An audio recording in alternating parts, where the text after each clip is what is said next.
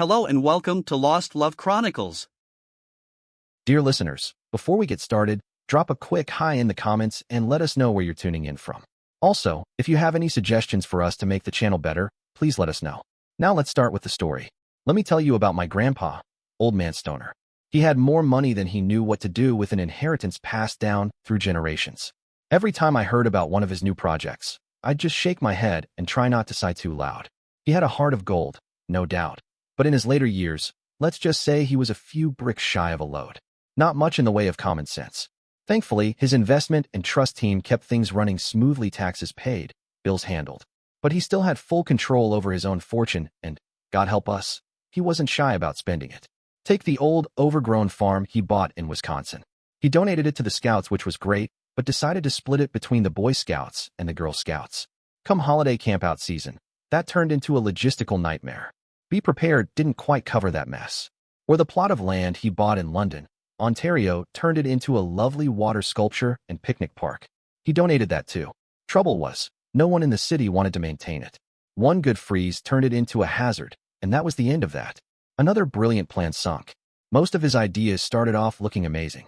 But the closer you got, the more you realized they were built on half-baked plans and overgrown optimism. Now, I'm telling you all this to set the stage for what Uncle Eugene got me. By the time I hit my 40s, I'd managed to squirrel away over $1 million through frugal living, day trading, and plain hard work. I was ready to retire. I told Uncle Eugene over dinner at a nice spot downtown. Eugene, I think I'm ready to pull the trigger. I'm not a machinist anymore, just a manager of machinists. And I hate paperwork. What are you going to do, Curtis? You can't just stop living and sit on a shelf. I've got a plan, I said. I'm going to buy a big boat, maybe 50 feet long, and live on it. That way I can go where I want, when I want. He nodded. Makes sense. With your skills, you could handle the upkeep. You going for diesel? Yup, I said. Give me 2 days with the manual, and I can rebuild it.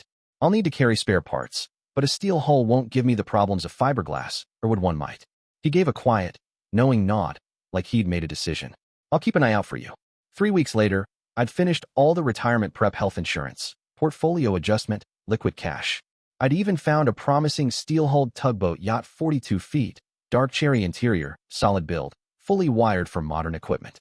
At $350,000, I thought it was a bargain, and I was negotiating with the owner.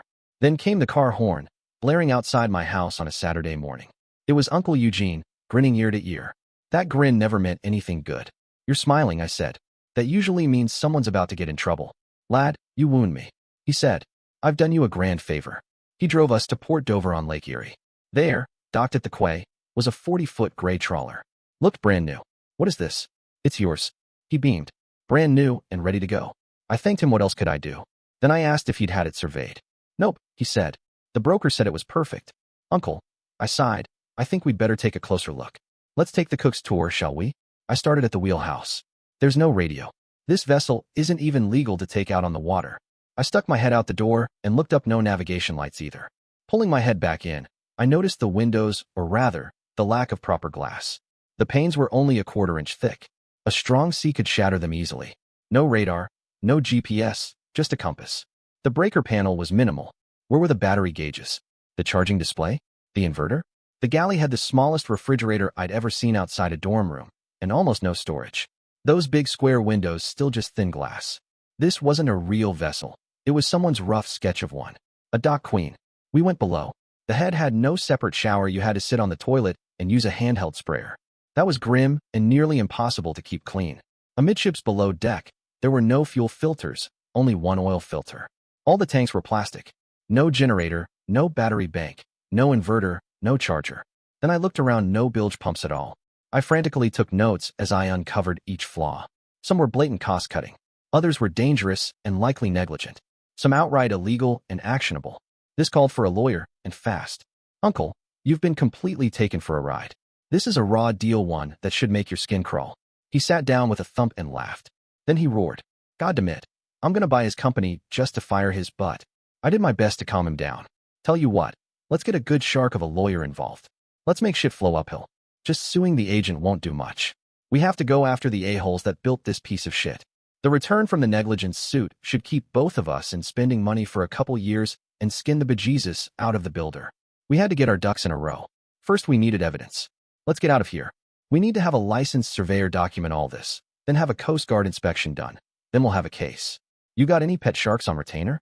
Oh boy, do I. Good. Let's get the ball rolling. First, let's go find the local port authority and have this vessel put under guard to sequester the evidence. Then we'll take his advice as to finding a bonded, insured surveyor. The port master looked like a very angry bear by the time I finished listing the defects I'd found during a quick pass-through. We had guards on the ship and a surveyor poking and prying about by noon. By 3 we were sitting down with the surveyor and the port master. The surveyor looked grim. By selling this thing as seaworthy and ready to sail, someone is guilty of homicidal negligence. The port master spoke up. That's it. That's all I need to hear, Henry, but I'll need your write-up for the provincial prosecuting attorney. I'm making a few phone calls. I can assure you that several people shall be spending at least overnight courtesy of the local constabulary. I looked over at my uncle, snapped my fingers and said, and that's how you skin that cat. Everything was spinning down to a dull roar. It was 2 months down the road from our little discovery. Uncle Lee was going to get his money back, times 3. He was kind of pissed off because it meant he had more money to get rid of. I had just paid for my new ship and had signed the paperwork, received the keys and the ship's title. I'd gotten her insured and had paid for 6 months' lease on the slip while I got everything together. I'd had the name of the vessel changed from a numeric builder's code to fancy that. I was in the process of dumping the contents of my house and getting it ready for sale. We were at the dinner club in London again and had just finished a wonderful meal. Uncle Eugene was looking at me strangely. He suddenly exhaled, reached into his jacket for a checkbook, scribbled a bit, tore it off and sailed said instrument across the table at me. There. You obviously know much more about this field than I do. I'd like to see what ship you eventually purchase. I picked up the check and looked at it. I blinked and looked at it again. Yup, it was for $1.5 million. My eyebrows searched for my hairline. You sure about this? I squeaked out. He smiled like a self-satisfied cat and nodded his head. I cleared my throat to get my voice back down into a civilized register. I've already purchased a ship that I've fallen quite in love with. As soon as I hit the bank tomorrow, I waved the check in the air. Let's take a plane to Oakville. It's a lakeside suburb of Ontario. I'll show off my new baby. We agreed on a departure time and parted. As soon as I got home, I called the local airport to reserve an air taxi at about 9 to get to the Toronto airport. I had a briefcase in one hand and a stuffed canvas grocery bag in the other. I met Uncle Eugene in the departure lounge. Then we were carted off to the private departure area. Within a half hour, we were touching down in Toronto. A taxi got us to the harbor. We stopped at the head of the slip to admire the crisp lines of the bright cream yellow and dark green tugboat-style yacht. Well, come aboard then. We crossed the gangplank, and I unlocked the door into the pilot house. He remarked, all this wood is beautiful. It's like being on the inside of a giant jewelry chest. I smiled. All that would meant more than a little care with lemon oil once a week. He looked over all the gauges and instrumentation. Quite a difference. Yes. Regrettably, it was all purchased and installed piecemeal. Nothing is integrated. It'll all come out and be replaced with an integrated package by Furno that combines radar, charting, ship locator information, GPS, a depth finder, and an autopilot. It's about a $20,000 package installed, but that includes a 150-watt radio telephone. I'll add a couple more specialized radios after that, and maybe a satellite phone if I get ambitious. Did you know that Sirius operates a contract weather service for ships, just like Sirius Radio? Eugene shook his head. It's amazing how far the state of the art has changed in 60 years or so. We shot the sun at noon and used a rope to check our speed, just as it had been done at the time of Christopher Columbus. And that was in 1958. There was nothing electrical but a flashlight aboard a 36-foot sailboat. We cooked over a 1-burner alcohol stove. We walked down to the galley. It was well laid out and had a gimbaled 3-burner propane gas stove with an oven. Nice. A granite countertop was illuminated by lights mounted under the overhead cabinet. A 4-foot granite-topped island jutted out from 6 inches below the kitchen's countertop. It serviced a bench seat on the starboard wall. This bench seat and counter sticking out are going away. In their place, I'm putting in a chest freezer. To make it look nice, I'll have a carpenter cover it with a wood sheathing similar to what we see here. I looked around the salon. It's lacking in shelves for books. I do like my books. I put down my briefcase and opened up the shopping bag. Within were a roll of toilet paper, just in case, a dispensing air freshener, a pack of batteries, and a can of citrus aerosol air freshener designed for the dispenser. I assembled everything and set it out on the counter, where it would spritz a bit of citrus stink around every 6 minutes or so. At the bottom of the bag were a roll of paper towels, a spray bottle of 409 cleaner, an old t-shirt of mine, and a new bottle of lemon oil. I put the cleaning supplies away in a lower cabinet. I took a towel, toothbrush, shampoo, toothpaste from my briefcase, and the toilet paper in hand. Let's go find the bog, shall we? A passageway next to the helm led to a set of stairs down to the bunks. On the center line of the ship lay a short passageway with 2 doors off the starboard side, an alcove holding a tool chest to the port side, and 1 door at the end. The first door was the head, where I left off my supplies. The next door hid the shower. The door at the end was watertight and led to the engine compartment. It was quite a busy little room, yet I could see where a space was reserved for a generac. Motor generator, the exhaust, water lines, and the power lines for it. I'd figure out how to shoehorn in a little water maker. I spotted a 30-gallon gas water heater. I pointed out that all the tanks were made of stainless steel. There was a long, narrow space next to the hull that accessed the air under the steps up to the wheelhouse. You had to watch your head in there as the height was only 5'6". On the way back up, Eugene noted, "This takes me back. This is just like we had on the Sparrow V berths. But these are roomier." I laughed. "Enjoy the view while you can. I'm taking apart the port side berth for engine room stores and large tools. I'll be putting in shelves and cabinet doors and plan to put a small generator in there too. I've still got to figure out where to put the washer and dryer."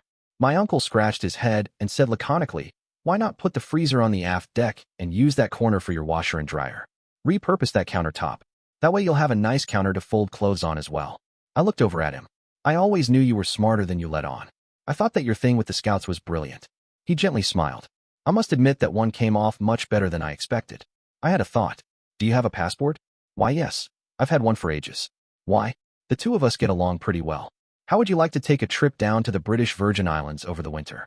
I've got a few months of classes to take to get my captain's papers, secure my own passport, and get my house sold. I'd like to have a few things worked on here aboard ship as well before we depart. How about it?" Where would I bunk?" I blinked and smiled. We were back in the salon. "See that bench seat over there? Looks like a good candidate to be converted to a first mate's box bed, don't you think? It has all the privacy of a glass house, but I'm no shrinking violet." "Deal, but only if I get to pay for the changes. I've got too damned much money as it is. By the way, how much did you spend on this thing? This will frost your butt. 350,000 flat. Good Christ, they did see me coming, didn't they?" Afraid so, afraid so. That's when the contractors went to town. The port bunk below was refitted into drawers and cabinets. A small water maker and a genset were fitted into the engine room.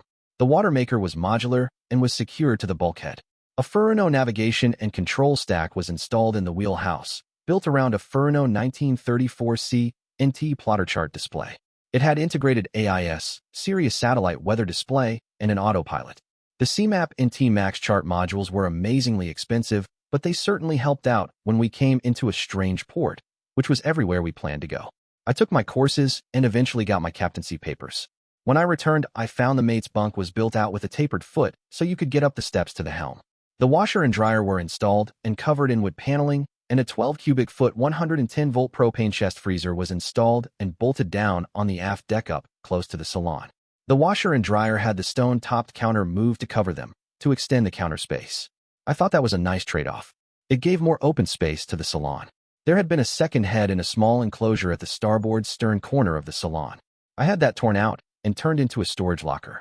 I couldn't help but notice the 6-seater motor launch that sat atop the salon roof where the crane could latch onto it and lower it to the water, or the reverse. At the same level yet closer to the mast and wheelhouse was a new block of something mechanical. I investigated to find a heat pump. It vented down into the salon and would either heat or cool as desired. It would also dehumidify damp cabin air, a definite plus. I'd have to install a few 12-volt fans to move the treated air around the ship, including below decks. The propane stores had been moved to a new locker between the centerline door at the stern of the salon and the port side passageway. It was ventilated and more than quadrupled our propane storage. We went to 4 50-pound cylinders chained up on 2 levels so that the locker remained shallow.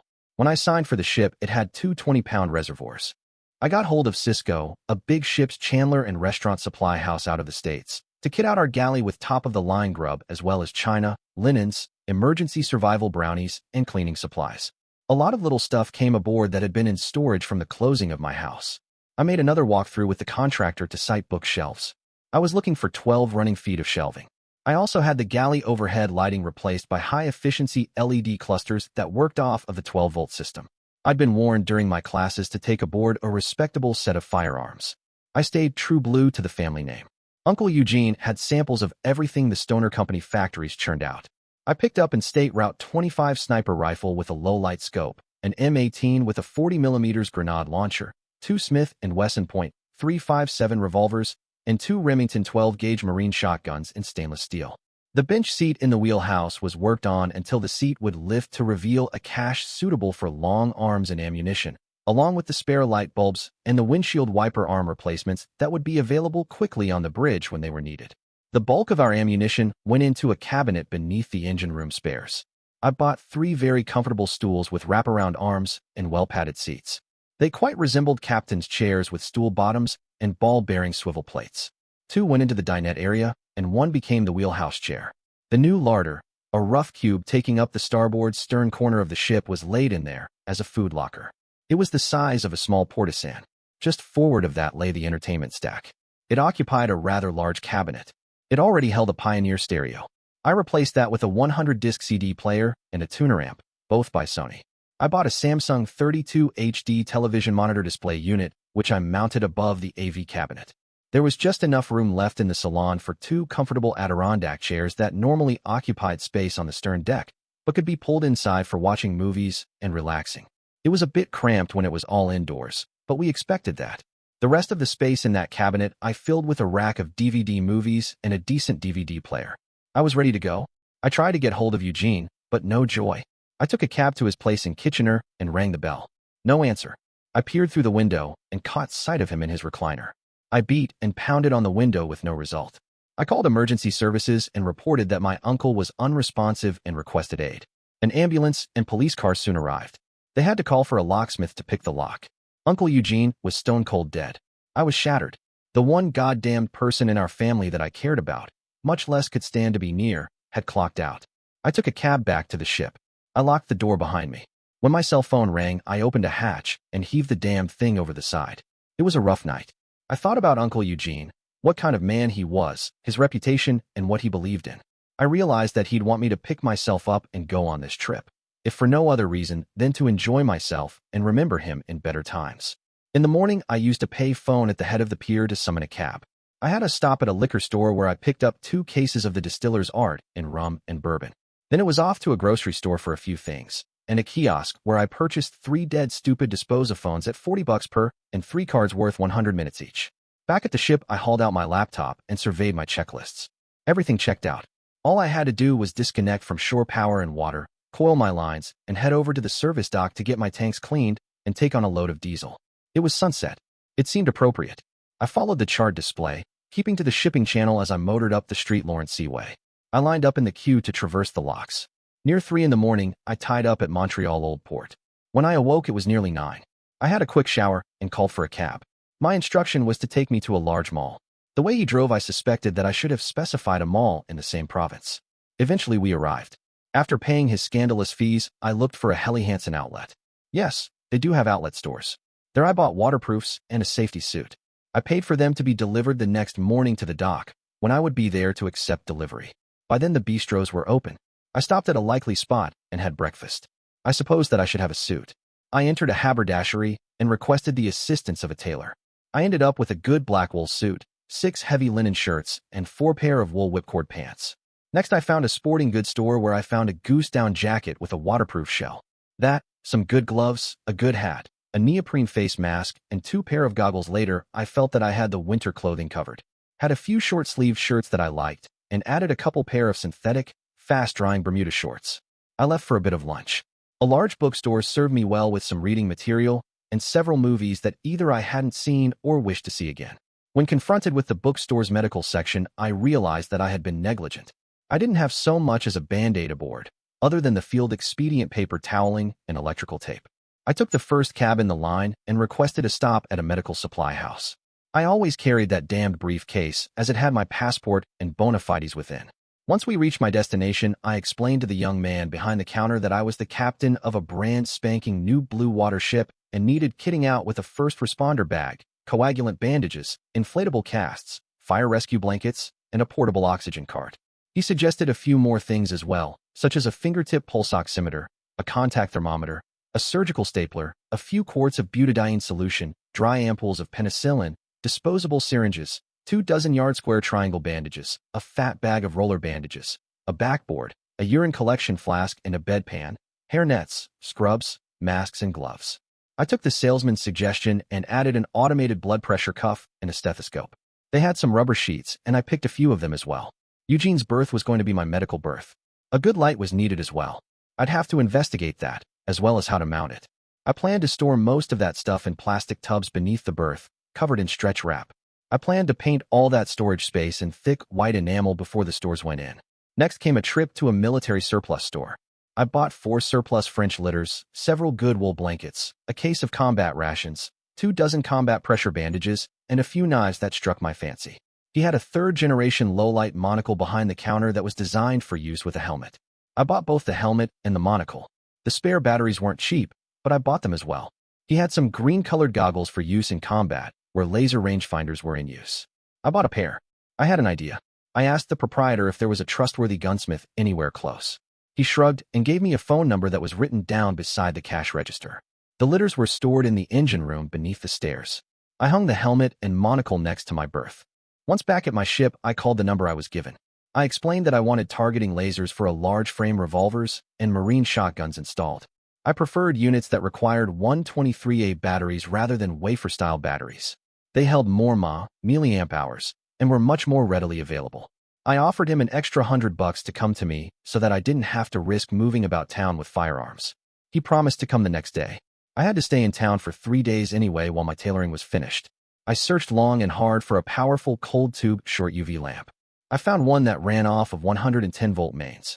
Wearing a long-sleeved shirt and rubber gloves, I took a hint from the last time I'd been in an emergency room.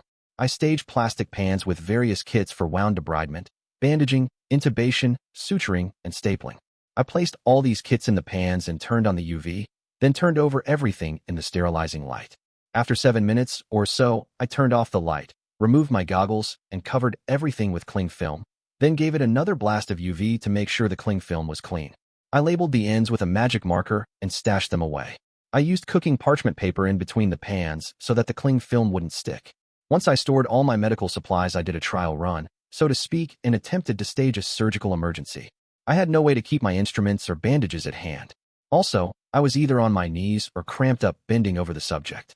I needed a rolling stool, a swing arm lamp, and an instrument cart. Now, where the hell could I store the things? There was a slot remaining between the aft bulkhead and the side of the washer-dryer setup. It was about 32 inches wide. This was as good a use for it as anything. I found an instrument tray that looked like a hospital mess table and a rolling stool that would fit beneath it. I had hooks in my spares kit that I could screw into the ceiling above the berth to support broken limbs if necessary. I spent the rest of the day reading. For dinner, I pulled out an IQF lasagna serving and nuked it. I cleaned up and went to bed. That morning, I took delivery of my heavy weather gear. Until I figured out where to stow it. It lived on the bench in the wheelhouse. I pulled out one of my older towels, spread it out on the breakfast bar, then brought out my shotguns and pistols. After ensuring that they were unloaded, I sat back and read, waiting for the gunsmith. He showed up about an hour before noon. He made short work out of installing the lasers and demonstrated how to operate them, as well as how to load fresh batteries. I was quite happy with his work and gave him an extra $50 for his trouble. I called my investment and trust people. I let them know that I was going to be out of touch for a while, perhaps as long as 6 months. I reminded them that they had a limited power of attorney in my name, and admonished them that anything done would be reviewed by a third-party agent. I arranged for my mail to be redirected to them and hung up. I reviewed my book collection with an eye towards cooking and baking. I found my selection to be unacceptable. I summoned a taxi to take me to a large bookstore. Once there, I found the cookbooks I was after, as well as a book on emergency surgery. Wandering around, I picked up a PDR on CD, Physician's Desk Reference A Narcotic Compendium, and the biggest Grey's Anatomy that I'd ever seen. It was an oversized coffee table book. I found a few more movies and a few more albums. I asked about the availability of encyclopedia in electronic form. I was suggested to purchase a small dedicated computer and load the downloadable form of Wikipedia on it. It sounded like a winner to me. My next stop was a computer store. I bought an HP laptop and had a 256 gigabytes SSD, solid-state hard drive, installed. I paid the guy $250 under the counter to put an OS on the thing and load Wikipedia on it. I came back the next morning to pick it up. He looked like he hadn't gotten much sleep, but he was happy as hell to get my money. I was happy to get the loaded laptop. I downloaded the biggest dictionary that I could find and the biggest available thesaurus onto it as well. Let's face it, we all get brain lock while writing once in a while, and the only way to power through it is with the kick in the pants a good thesaurus can give you. I gritted my teeth and bought a mixer. I laid out the pros and cons, then bit the bullet. Finding a storage space for that big scumsucker sure hurt, though. When all was said and done, I ended up storing it on top of the clothes washer in the corner. I used it 2 or 3 times a week, so after a while I stopped fretting. While waiting for my suits to be delivered, I had bought 2 on general purposes. Dry cleaners could be few and far between where I was headed. I pulled out the manuals for my engine and my Generac. The Generac was a simple little diesel that you would be hard-pressed to kill without a bullet. The main engine, however, was a mess. It wasn't designed to run at sea, and a lot of trade-offs had been made that I found obvious. At least to me. I much preferred the Caterpillar engines, having worked with them before. I made a few phone calls. I was told to moor at the Silver Street Wharf in Portland. I was to call a number when I was tied up, and I'd be met. I contracted to have a marine Caterpillar diesel installed, which was much more dependable than the piece of crap I was running at the time. I packed a sea bag and headed for a hotel. I didn't need to put up with the bullshit that went with an engine refit. First, though, I screwed a hasp to the weapons locker next to the wall where it was inconspicuous and put a padlock on it. 4 days later, I returned to my ship. I found a wood crate on my stern deck. A heavy wood crate. It held the spares kit for my new engine. I was happy to trade out the old spares for the new. No surprises. I did some in-house maintenance, such as wiping down all the woodwork with lemon oil before I shipped out. I made my way down the coast. When the diesel tanks got low, I filled up and kept motoring on. The replacement engine was a Model 3056. My power curve changed quite a bit. I had doubled my horsepower, doubled my cruising RPM, and gone from 6.8 to 8.4 gallons per hour of diesel consumed at cruise. I had 520 gallons capacity for diesel, so that defined my cruising range. I'd gone from 9 to 15 knots cruising speed. 62 hours cruising time, scraping it down to the bone bad idea, at 15 knots. That gave me about 930 nautical miles range, neglecting real-world conditions such as weather and currents, without the use of an auxiliary fuel bladder on deck. I soon found myself at Nassau Customs. I didn't bother trying to justify my presence. After a quick inspection of my ship and papers, I was released back into the unsuspecting crowd. Nah, I wasn't really belligerent, I was just tired and not in the mood to deal with any nonsense. I headed straight to the Nassau Yacht Club. The next morning, I was sitting in a bosun's chair, hanging over the side with a can of paste wax in my pouch and a random orbital sander on an extension cord tethered to my chair. I was slowly working over the hull, stopping about 4 feet from the waterline, the rest I planned to cover from my dinghy. Then I heard a shout. "Hey, mister." I looked over. It was a teenager waving. She seemed eager for conversation. I had a simple way of breaking the ice. "Hey, kid. What's up?" She visibly relaxed. Good. She wasn't offended, not much anyway. It's been a slow season. The regatta folks are gone, and the snowbirds haven't shown up yet. I stretched my back muscles slowly. I'd been at it since dawn. "How's the fishing around here?" "I've never really tried it." She got excited again. "Really? Oh man, it's a blast. Bonefish fight like hell, but by law you've got to take them while waiting on the flats. There's big areas on the south side of the island set aside for that. Deep sea fishing around here, you never know what you'll catch. Tell you what, give me a few more days to finish this job, and you can help me buy into some tackle. Then, if your folks agree, we'll go out and see what we can catch." Brutal. She turned to run off. "Hey, I need to meet your parents. Everything hinges on that. Understand?" She nodded like a mad thing. I guess that she at least thought that she had her folks under her thumb. Sigh. I kept waxing and buffing. I finished one side by 3 that evening. I'd worn out 4 sheep's wool pads. I was wiped out. The next morning I set aside some time to make some fresh bread. I wasn't out there to finish a goddamned race. I was there to savor each day. I didn't intend to wring every essential bit of enjoyment out of each and every day, either. It was a matter of acceptance and appreciation. Fresh bread, sweet butter, and hot tea. And a good book. What more could you really ask for? I had about another hour's work on the starboard side of the hull when I heard "Hello" the ship. Hell, I was almost done. Oh well. I handed myself up to the deck, put on a shirt, and called down. "Ahoy the dock. Come aboard if you're friendly." A man and woman dressed in, God help me, tennis whites, came up the gangplank. The man shook my hand, but the woman looked at me with scorn. She said, "So this is the old fart that wants to bonk my little Emma?" What reflexively came out of my mouth was incredibly rude. "Bitch, I said come aboard if you're friendly, not decorative." The man laughed and laughed. He couldn't help nor control himself. She looked at him as if he were dead meat. Rotting dead meat. I observed, "You may wish to sleep here tonight to avoid a dagger between the ribs before morning. She looks capable of it." He smiled at me in honest appreciation. "I have no fear for my daughter's honor in your presence. You have my permission to take her fishing." He turned to his wife. "As for you, I can't take you anywhere. Shut up and let's go home." She winced and turned away. I had to say something. "Please don't worry about your daughter. I don't assault children." I could see something in her eyes. She almost smiled as she turned away and descended down the gangway. She doesn't socialize well, does she? No, not especially well. Sorry. I held up a hand. Don't apologize. Something caused it. We simply must cope with the fallout. He sighed. Soon we parted. I finished the starboard side that day. The next day I polished the cabin and micro-waxed the windows. The next day, I used my small boat to wax and polish the hull down to the waterline. I was finished by noon. I went out to buy spares to be able to repeat my wax job. Emma showed up at about 8:30. She was dressed in light green baggy shorts that went almost to her knees and what appeared to be a yellow silk sleeveless blouse. She wore what looked like a bikini top beneath it. For her, it was modest dress, and I was thankful for that. I got my morning dose of hug, after which our summoned taxi arrived. My ship didn't have a fighting chair or anything like that. I had the yacht club arrange for a reinforcing double steel sheet over a part of the stern deck, drilled out for carriage bolts. The bolts went in threads up to secure a column-mounted chair.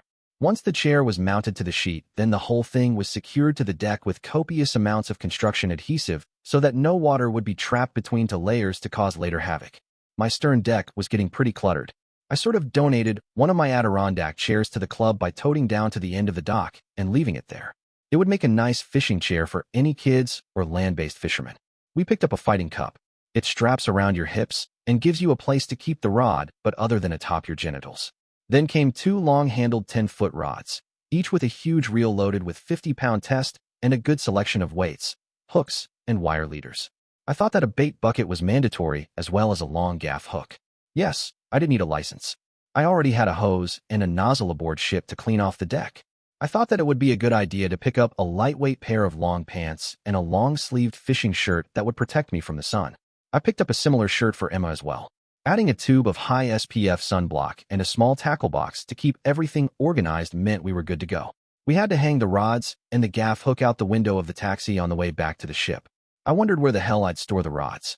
A pair of 10-foot rods with a 2-foot handles made for a cumbersome package. Then add a pair of big, bulky reels. I ended keeping everything in the dinghy since it had a cover. Before we went fishing, I went down to my tool crib. I dug out a 1-inch brass punch that was a foot long. I carefully drilled a 1/4-inch hole through it, an inch into the knurled end. Diamond cross-hatching to keep the thing from slipping in your grip when covered in oil. I ran a cord through that and knotted it so that I could wrap it around my wrist. I didn't want to have some toothy scumsucker thrashing about my stern deck without some way of taking him out of the game. The yacht club had both cut fish and live 6-inch minnows for bait. I elected to stay with cut fish as it was already dead and less trouble to maintain. I was told that the fish rose in the evenings and early mornings to feed. We went out that evening. I used the fish finder integrated into the depth finder. The bottom was pretty uniform. I found a few odd features, but no crevices leading to deep water. We dunked some fish, but didn't catch much. We had just dumped our bait in preparation to close up for the night when Emma had her line sing out. She yelped and got into the chair, then started closing the drag. It was full dark before she pulled a hefty permit up to the side. I got it with the gaff and pulled it over the side. It was 20, maybe 22 inches long. It looks like you just caught dinner for your family.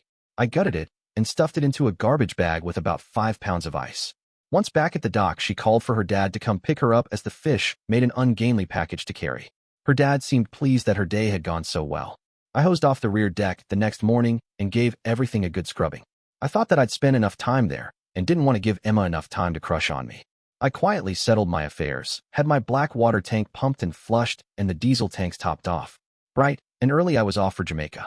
It was an easy haul. I had no problems. My NAV age sure took the guesswork out of the equation. I docked at the Jamaica Customs dock in Kingston and arranged for a tourist visa. Several slips were available. I was intrigued by the Errol Flynn Yacht Club. It was secure, professional, and expensive. I wanted to explore the island. I was also tired of paying for taxis.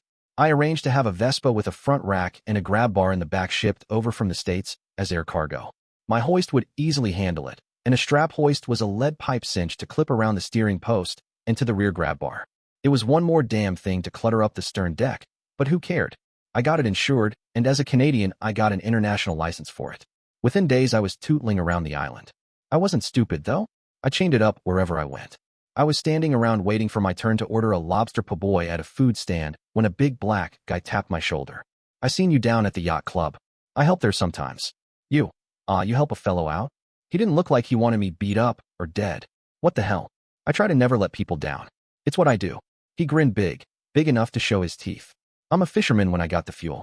The trouble is my motor, she won't start." "Diesel?" Yup, I bet I can help. I gotta go back to the ship for a couple things though. We gotta pull your injectors. You got a hot plate? Yeah, but what's that got to do with anything? Tar, man. Diesel turns to tar. The climate here is hot and damp. That's the worst for it.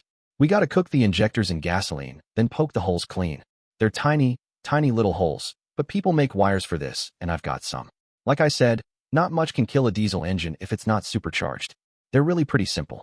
I got my probes, a pair of needle-nose pliers and a socket set, then he took me down to his boat. He left to get an extension cord, a glass jar with a cap and a half-liter of gas. I worked to get his injectors out while he ran around. I wish that I'd thought to bring a handful of rags along. When he got back, we set the gas to gently heat. As each injector came out, I plunked it into the gas and recapped it. Occasionally, I'd give the jar a shake and a swirl. The gas was slowly getting darker, just a bit. That made me pretty confident that I was right. Diesel slowly turns to tar like gasoline deposits of varnish. All the shaking and rolling around in your tank turns that tar into little turds that get into the injector feed. Then they plug the injectors, and you're screwed. You ever heard of washing diesel or conditioning diesel? Yeah. A guy comes around the yacht club once in a while with a big cart with a pump and shit on it. He spends the day on just one ship. That's it. He pumps it over and over again through his filters to get all the shit out of the tanks. Cheap diesel turns faster, and warm diesel goes faster yet. You can do the same thing by pumping your tanks through several layers of old t-shirts, then pouring it back in. Check for shit in your fuel glass, where you trap water. You might see specks in there too. After about a half hour of near boiling temperature, I pulled the glass jar off the hot plate and turned it off.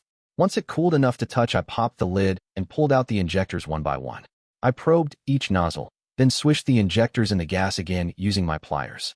Soon we had a pile of clean injectors. The residual heat evaporated the gas. I'd capped the gas jar again to keep explosive vapors from building up in his engine compartment. There's a real good chance that your engine pulls fuel from the bottom of the tank. Let's put a glass jar under each injector feed line and crank the engine a few times. Hopefully, all the crap at the bottom will come out and leave you with the rest having better quality. This should work if your boat's been sitting for a week or so. That way nothing should have stirred it up and the crap should have settled to the bottom. Once he dug up some quart mason jars, we sacrificed about a gallon of fuel, then I put everything back together. He cranked it, and she turned right over. I told him to show the dirty fuel to his fuel dealer. We flushed his bilge with fresh water and pumped it out twice to get the fuel out of there. We shook hands, and I left a very happy fisherman. Between Jamaica and Cuba lies some hellaciously deep water. It's part of a trench cutting southeast-northwest. Near dawn one morning, I went trolling over that with some 6-inch chubs and the ship on autopilot. I started catching black grouper. Good God, I caught fish. I must have hit a sweet spot. I had over 300 pounds of fish by the time I was done. I gutted them all and packed them in garbage bags with ice and a little salt. I asked one of the guys at the marina where I should take it. He said that there was a public area across the point near the Point Royal Mall. People sometimes had barbecues and feeds there. I asked him to put out the word that we were going to grill fresh grouper today, LOTS, a fresh grouper. I gave a guy at the desk $100 to use his pickup truck. We got the fish on board, then headed for a big grocery that was only 2 blocks away from the park. I got soda, beer, bread, paper plates, paper towels, garbage bags, and charcoal. One guy called a rental place to get his grills and big tubs to hold the drinks and ice. We had a blowout fall Saturday. Pretty soon we had people coming out of the woodwork. The cops came by. I told them to grab some hot fish and a cold beer. They smiled and took me up on it. There wasn't much to sit on, but across the road and a half block down was a public toilet, so we were covered. By nightfall it was all over. All that was left was a pile of filled garbage bags, a bunch of full stomachs, and some good memories. Now that was a good time. The next month, November, towards the end of the month, we did it again. I caught 4 big yellowfin tuna and a mess of black grouper. The weather almost didn't cooperate. We got some sprinkles blown off the sea. That didn't stop the picnic, though. I petitioned the parish council to let me put up a shelter there. I promised to fund it and donate it to the parish. They had no problem with it. I went a little overboard. The finished shelter was 80 feet long and 20 feet deep. It took up half the available property. I heard afterwards that they were delighted. Any place that they could establish an open-air market meant more tourist dollars. The close location to a public sanitary was just icing on the cake. I thought that the public bathrooms were the key to the whole thing. I got a phone call from my bank. It was quite short and cryptic. All it said was, "Check your balances." That worried me. If someone had scammed me out of my investments, then I was screwed. When I managed to get my laptop on an internet connection and audited my accounts, I almost pissed myself. I had over $713 million in my master account. I teared up. This was Uncle Eugene's legacy to me. I'd rather be out there on the sea with Uncle Eugene than have the money. I wouldn't even be seeing this if the government hadn't already taken its cut. I knew that inheritance taxes averaged 50%. No wonder why he fretted about spending his money. He'd had a capitalization of roughly $1.5 billion. Good God. I called my investment team and got them looking into long-term investment portfolios. I demanded that they stay away from areas with excessive political and religious dissent, oil companies, gas companies, anything to do with agricultural genetics, pharmaceutical companies, banks and insurance companies, anything legally or morally controversial. There were many areas in our global economy that were houses of cards just waiting to come down, and come down hard. For example, I certainly didn't want to have any money invested in anything to do with fracking when the bills came due. All that money, like the proverbial dead agnostic, all dressed up and no place to go. I told myself that the only difference between 2 million and 700 million was the decimal place. I resolved to let nothing change for a while. For December, I wanted to do up the picnic a bit better. I advertised in the local paper that we were going to try to put on a 1,000-pound fish grill, bring your own chairs and tableware. I arranged with a local grocery store to reserve 50 loaves of bread, 20 pounds of butter, and 200 pounds of dressed, split open chickens for us. I paid them to set the birds marinating in garlic, oregano, honey, and corn oil. I made arrangements with the rental company to hire out their grills again along with the drink tubs and all the picnic tables they could lay their hands on. I made sure that 2,000 pounds of charcoal was available. I put down earnest money on it. We also had tomatoes, onions, and peppers for vegetable kebabs. I asked 3 other guys that were living at the marina to come out with me to catch fish. I piloted while the other guys traded off fishing, gaffing, and gutting. My ice maker got one hell of a workout. Once we got back, I found that someone had stapled visqueen around the shelter to keep the rain and wind off. Somebody showed up with a little Honda generator and a stereo. We had tunes. A group of housewives descended on us and the fish. They had gallons of potato salad, coleslaw, and tens of pounds of jerk seasoning. Hell, it was out of my hands. I sat back with a beer and enjoyed myself. I found myself in a euchre game after a while. We just played for points. I helped clean up when everything wound down. I pitted the trash collectors. They had one hell of a pile of garbage bags to pick up. Other than that, the place looked unused. Remarkable. In January, we had a pig roast. In February, it was goat. Come March, we did slow-smoked brisket and baked beans. In April, the shrimp were back. I bought 400 pounds of commercially caught langostinos, bloody huge shrimp, sometimes 3 to a pound. We must have gone through 50 or 60 pounds of melted butter. In May, I changed the deal. I provided the beer, bread, butter, grills, charcoal, drinks in ice tubs, plates, paper towels, trash bags, and garbage bags. I asked the local fishermen to step up and show what they could do. It was kind of a community pride thing. These guys knew how to fish. Of course they did. It was how they stayed alive. Each fisherman stood behind his table serving out his catch, from clams and wine, to seasoned boiled shrimp, to fried calamari, to various free-swimming fish. Some was fried, some was grilled, some was steamed like the shrimp. Nobody went away hungry, and you'd be hard put to find anyone that didn't have a good time. I heard that eventually they moved everything to a park halfway across the point where the monthly seafood feeds served over 2,000 people a day. They charged everyone a few bucks to get in, and everybody cooked. It became a point of pride as to who had the best grilled chicken, the best barbecue pork. The cruise ships started timing their calls to coincide with the feeds, and it went multi-day. They had to put in more toilet facilities. Some of the other parishes, notably the poorer ones, bitched about not being in on the action. The simple answer was, why not? Eventually, there were 4 parishes in on the action. They split their food specialties to avoid market saturation. That's not what they called it, but that's what it was. I pitched in to build the shelters and help get the bathrooms built. The parishes had to get paved parking arranged, electric and water facilities for the cooking stalls and the bathrooms. One parish turned it into a pirate thing, with rum and fruit drinks, conch and sweet potato to eat, and people dressed in pirate regalia. It was all great fun and brought in the tourist dollars. I thought that it was all like a distorted taste of Chicago with an island twist. The last thing I did in Jamaica before I left was to capitalize 4 fishermen's credit unions. It was how the lower middle class made their living other than by service industries like the tourism shtick. Sometimes a boat, net, or motor needed rebuilding. The credit bureaus made sure that the money was there to do it. I was sprawled out like a beaten prize fighter, still feeling the effects of too much rum from the night before. Sleeping on the stern deck, I woke to the sound of a big cat, something like a panther. Looking down the gangway, I saw a large spotted amber cat sitting there, staring at me. For some reason, I motioned for it to come aboard. It padded up the gangplank towards me, easily 25 pounds, or more, a big kitty. It came up and rested its chin on my knee. I figured it wanted to join the crew. Carefully, I reached out and scratched behind its ear. It let out a contented sound. For some reason, I got the idea that it wanted to stick around. Let's give you the grand tour. I pulled myself up from my Adirondack chair and waved toward the rear deck. This is the stern deck. Open territory. I moved inside the door. This is the salon. This is where I mostly live. I pointed to the galley. We cook here. Then I climbed the stairs to the wheelhouse. This is important. Don't mess with what's here. Down the stairs to below deck. I usually sleep here. I showed off the shower and the bathroom. Opening the engine room door, I warned, this is dangerous. Don't go in here. The cat scanned the room, then backed away. I closed the door. Leading the way back to the salon, I sat on my uncle's old berth and patted the mattress beside me. The cat jumped up and curled beside me, watching curiously. You'll need food, water, a place to sleep, and a spot to take care of business. Hopefully, I can teach you to go over the side. Feeling a full bladder, I went out to the stern deck and relieved myself over the side. The cat watched intently. Next thing I knew, the cat lifted a leg and did the same. Good job, I nodded. Now, we needed to figure out what you like to eat.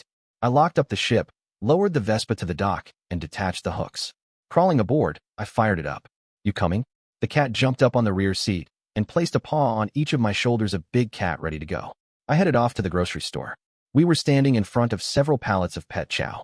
Well, do any of these smell okay? He paced down the aisle, delicately sniffing each offering. He finished the aisle, then returned to one stack and put a paw on it. That was enough for me. I wrote down the name. Next, we need to find a litter box clay filler you can tolerate. We continued down the row. He sneezed at the bags of the stuff with scent crystals. So much for that. Nothing else seemed to pass muster. I shrugged and continued. I picked up a food and water dish that would have kept a Great Dane happy. While walking down the aisle, the cat took an abrupt left into the automotive supplies department. I found him sniffing a bag of oil dry. You really like that stuff? He growled and stuck his paw on it again. That was enough for me. We walked out of there with the small goods on a cart. We got it all back to the ship and put it into storage. The rest would be coming by common carrier, as the Vespa was too small. I looked him over. He was eyeing me. No doubt you're hungry. We can fix that. I pulled a 5-pound roast out of the freezer and gave it a quick 2-minute zap, just enough to break down the ice crystals. Once done, I laid it out onto his dish and filled the water dish next to it. Yup, he was hungry. Afterwards, he walked down the gangway and down the dock to shit in the weeds. When he came back, he climbed into my lap and proceeded to make himself at home. We had the bare bones of an agreement in place, but everything was good. I petted him for a bit, and we both fell asleep in the sunlight. I was awakened by my cell phone. I answered it to find out that my feed order had arrived. Hey, your food and litter came. Let's go get it. He sprang down. It took me a bit longer to get in gear. He paced me as we walked down the dock. At the main building, one of the desk managers greeted me. Then he saw the cat. Jesus, that cat's been haunting the club for a couple of weeks. Are you okay? Yup. It seems that I've been adopted. I reached down to scritch his ears. I got an appreciative growl, then he batted my hand away, as if to say not now. You've got a shipment for me? Yeah, about 200 pounds. I'll have a guy bring it down on a cart, okay? More than okay. It'll save my back. We strolled back to the ship. I set up his litter box close against the aft wall of the salon, where the extended storm roof would give it a little cover. When the stevedore came with our shipment, I carried the bags into the salon and put them standing up on the floor of the larder, next to the vacuum cleaner. I filled the litter box half full with clay pellets and put the rest away. His food dish got filled as well. I took out a big steak for each of us to thaw. I sat back down on my Adirondack chair. He climbed up to home in on my lap again. We got to talk. I was working on his ears. You have to go to the vet to get your shots and make sure everything's okay. His ears flattened for a bit, then came back up. He knew what a vet was. If you tend to get too fat, I petted his belly. We'll have to cut back on your meat and fat. You won't get enough exercise on the ship to stay strong and lean. I took him into the local vet the next morning. Where the hell did you get a Savannah cat? From the size of his paws, he's still a juvenile. He's going to be a monster. I got adopted. I've got no complaints, and he seems to like where we're headed, so everything's cool. We decided to call him Rex. He got all his shots and a serialized tag to wear on his collar. I could see that he didn't like the idea of wearing a collar, but accepted it as the price for living with humans. He'd had a slight case of wireworms that the medications took care of. It was a good thing that they were caught early. They were debilitating and would penetrate all his organs over time. Once we were back at the ship, I told him sorry about the name. I'm sure that you call yourself something like Beautiful Spotted Amber Hunter, but Rex is all you're going to get. It means ruler or king. He blinked and ignored me. I grilled up our steaks and a couple of potatoes. I fixed his like I fixed mine, with sour cream and butter. He poked the steak with a paw before he ate it. I got the idea that he'd rather have it raw. He did like the dressed potato once it cooled, though. The next morning, I opened the rear hatch to be confronted with 3 dead rabbits and a self-satisfied cat. I pulled on a pair of rubber gloves and proceeded to skin and butcher the rabbits. One had worms in its heart. I showed him. This is how you got infected. I pitched that one over the side. The other 2 were fine.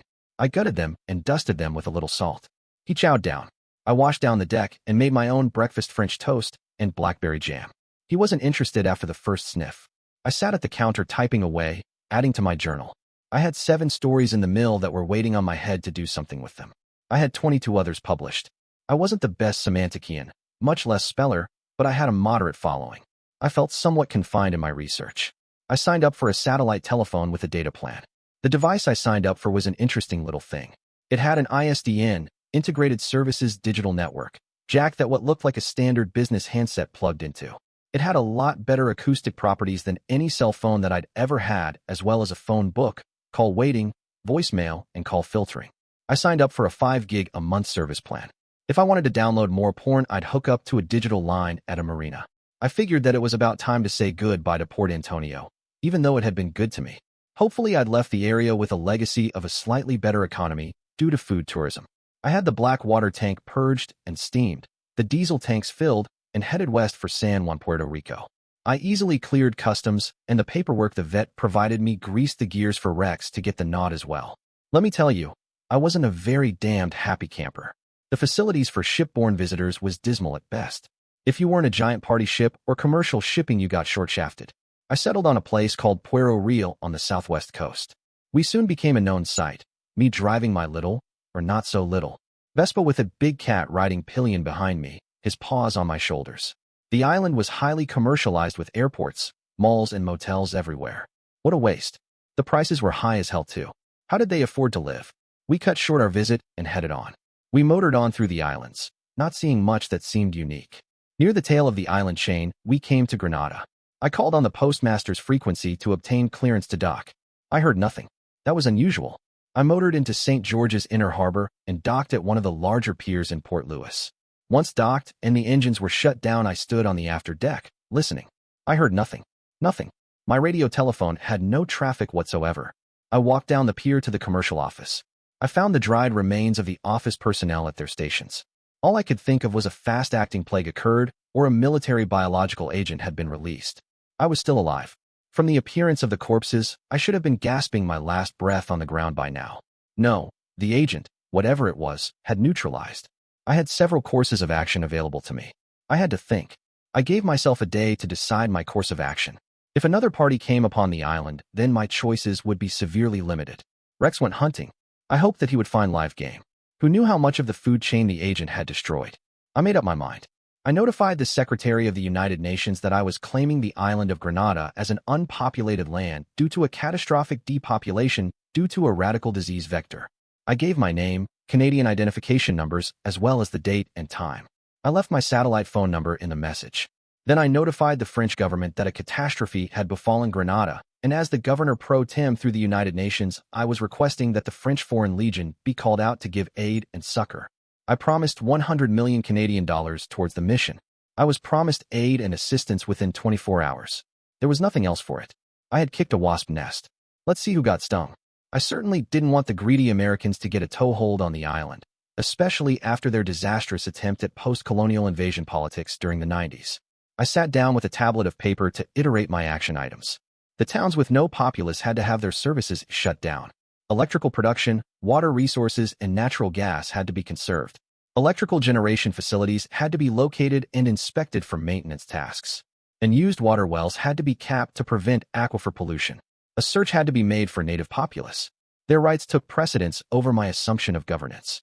I would abdicate to any native person found within the next 3 years. That would certainly give enough time to scan the island, given infrared sensors on helicopters. A measured number of colonists had to be allowed to immigrate so that farms could be tended. We needed to quickly become self-sufficient in food supplies. Any stock had to be cared for, despite the long period between the onset of the disease and my discovery. Fields had to be tended, farm equipment maintained, and farm buildings kept in good repair. Likewise, workers and engineers educated in the electric, oil, and gas industries had to be allowed into the country to preserve and maintain the energy infrastructure. Perhaps attempting to maintain such a large city was foolish. In that case, rays or zones should be leveled and the services that supplied them secured. That would give a moderate protection against runaway firestorms, as well as cut down on drains on the infrastructure and potential sources of diseases. All those dead bodies were still out there. The port had to be surveyed, and if any ship were in port, its principals had to be notified so that replacement crews could be dispatched. The airports had to be secured.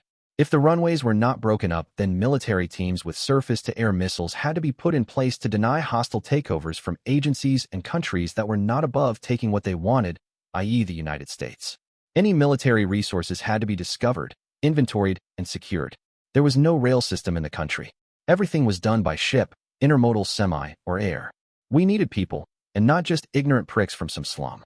We needed workers, managers, accountants, drivers, and other professionals. God knew where we would get them. Even though I had the money to fund most of the infrastructure immediately, that wouldn't work. We needed to build the lower levels of the supply chains before we implemented the services and positions that relied on the levels below theirs. First came food, then came fuel, then came land transportation, then came distribution, then came air transportation. I couldn't envision what needed to occur after that. Industry? Retail? Certainly city management. Road maintenance. Make that infrastructure maintenance, encompassing dams and bridges. What about emergency services? Who was going to regulate new building to make sure things were done according to code? Could we force a new, more stringent building code in place to lessen the damage done by hurricanes? The Romans knew that enough concrete would stop damned near anything. With subgrade construction and heavy angled exposed walls, a bunker-like construction paradigm might keep the horrible reconstruction expenses down in the future. The island would always get hurricanes. As for continued control and professional staffing, all I could hope for at that point was for the Legion platoons designated for this exercise to disband and take up Grenadian citizenship. It would be tough at first, as we would be in the same shoes as a remote colony. Perhaps I should petition the United Nations General Assembly to establish a 5-year protectorate on the island to keep out any opportunistic states. See above. When the FFL captain landed and came to call, I introduced myself and described the situation to the best of my abilities. Then I handed him my notes. He wandered off, flipping pages. As a native Canadian, I was able to communicate with him easily in his native tongue, French. The next morning, I met once more with Captain Lessort. You have quite a comprehensive plan of action here. However, you must agree that there are gaping holes. What of policing? What of short, medium, and long-term vendors? The troops must be kept supplied with incidentals and entertained. We shall require much construction material and equipment. And as for this, are you truly willing to homestead legionnaires? I nodded, without a qualm. He smiled. I have discussed this with my superiors. Several companies of legionnaires from North Africa shall soon be arriving. They shall need either equipment and supplies to build their base or have the authority to commandeer existing structures. By all means, use what you find. It shall reduce time and labor. Change what you find to fit your needs. There are many of us that are nearing retirement. With this, you have made a great friend in France and her legion. Now, first we must find construction equipment, then secure fuel and tankers. Then we can scour the island. Make it so, Captain. The old towns would be torn down and the farms preserved. I worked on buying tractors, field equipment, seed and fertilizer from France and Germany. We would need truck gardens, large vegetable gardens, as well as new orchards for fruit, nuts and avocados. We had the climate to support them. By eliminating golf courses, we had the water to irrigate them as well. Not 100 feet from the dock lay a large house complex. I took it over for an administration center. Some of the Legion brothers put up cork boards and ran telephones to a row of desks. We put in computers and a small network. I contracted to have a satellite uplink-downlink station installed and leased 2 satellite transceivers on an equatorial communications satellite. Soon we had internet access. I put up a web page describing what had happened and what we planned. It soon made the front page of several popular online news sites such as Dig and Reddit. With the approval of the captain and his support team, we solicited immigrants. Soon we had responses from Guyana and Venezuela. We soon had farmers that were happy to have their own land and equipment. When I heard stories of narcotic traffickers muscling in, I notified the Legion. No quarter was given. There would be no cocoa traffic going through the country. The fields were beautiful. The new buildings were built close to the ground. Over the years, the old city structures were torn down and new bunker-style buildings replaced them. In many areas of the city, underground tramways used electric buses to move people and supplies, especially to and from the airport and seaport. A simple underground ring was established and scheduled runs were made. Out in the countryside, the farmers were busy. The great nutmeg plantations were manned and producing fruit for export. There were a sprinkling of schools and clinics throughout the island, and the tourists were coming back. I fostered open markets and big picnics featuring local foods, bands, and dances. Smaller tour boats with 100 or so passengers were coming to visit regularly. We were due to start up a local television station and at least 2 radio stations. I was a firm believer in public radio, so one station was going to become a Gulf NPR with 24-hour music. When we reached 15,000 people, I called for a general election with a $1,000 cap on election funds per candidate. I made sure that the newspaper space remained cheap so that the people seeking office could explain their positions. A basic constitution was in place. The infrastructure was operating. We had a bank. Nobody was hungry. I was out $160 million. I traded on that for a villa and a small harbor on the northwest end of the island called Duquesne Bay. The necessary equipment was purchased, the well was dug, and power put in. I had a small port dugout and built a hacienda below ground with a central open area. I had the land cleared, flattened, fertilized, and plowed, then a farm built along with all the necessary incidental buildings such as a machine shed, chicken house, and milk room. The family I worked with agreed to farm and maintain the place. According to our contract, they would own the farm after 7 years. They had enough prepared fields to raise wheat, clover, and a truck garden. They raised goats, chickens, and a couple milch cows for milk, cream, butter, and cheese so that their kids had fresh.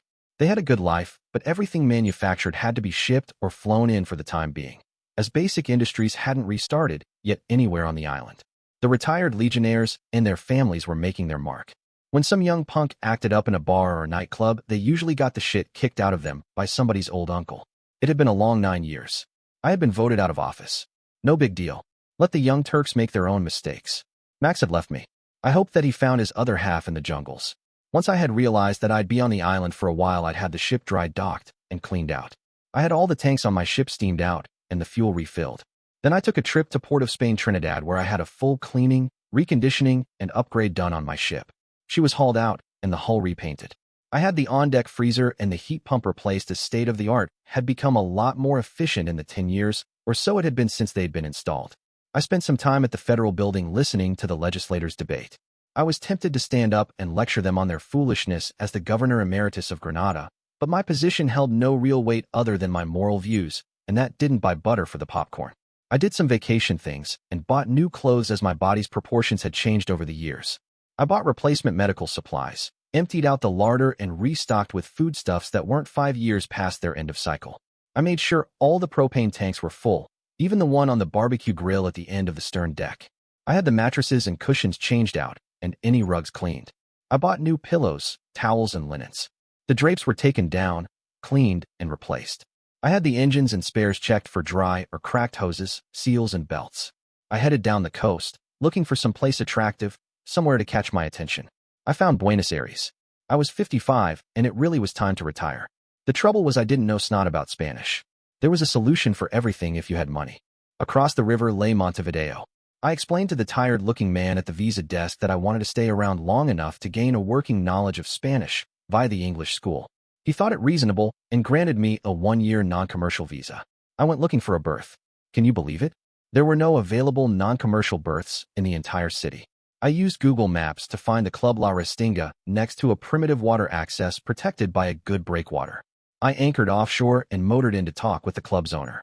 Yep, he owned the whole point, but he didn't have the capital to develop it. I offered a deal. I would front him the cash to build out 3 modern 500-foot-long piers with power, water, electric, phone, cable, and internet taps. He would make sure that I had a place to lay up whenever I came to visit. I also laid out the bucks for a refueling pier with sanitary pump-out facilities. He snapped up the deal, and I had a good tie-up within a month. I fronted him another $100,000 for a real clubhouse for his Seminole Yacht Club. The thing started feeding off of itself. A small grocery built a shop near the club's front gate. A cleaning company started a regular branch near the docks that offered bonded ship cleaning services. Then a restaurant moved in. It grew quickly from that. Our contract specified a 5-year repayment plan. He paid everything off in 2. I don't know which was prouder about his successes, him or me. The last I heard, he was getting financing to double the size of his on-water operation. I contacted the English school. They were experts at teaching students to be bilingual. I offered them $100,000 plus the wages of the teachers involved to teach me as much Spanish as they could over the summer. I did roughly a course a month. When we parted in late September, I was sufficiently proficient to read a newspaper and hold a conversation. Granted, I didn't have a native's comprehension, but I got along. I spent the fall wandering around the city, soaking up the culture. When my 6 months had passed, I motored over to Buenos Aires to once more go through the inspections involved in getting a new visa.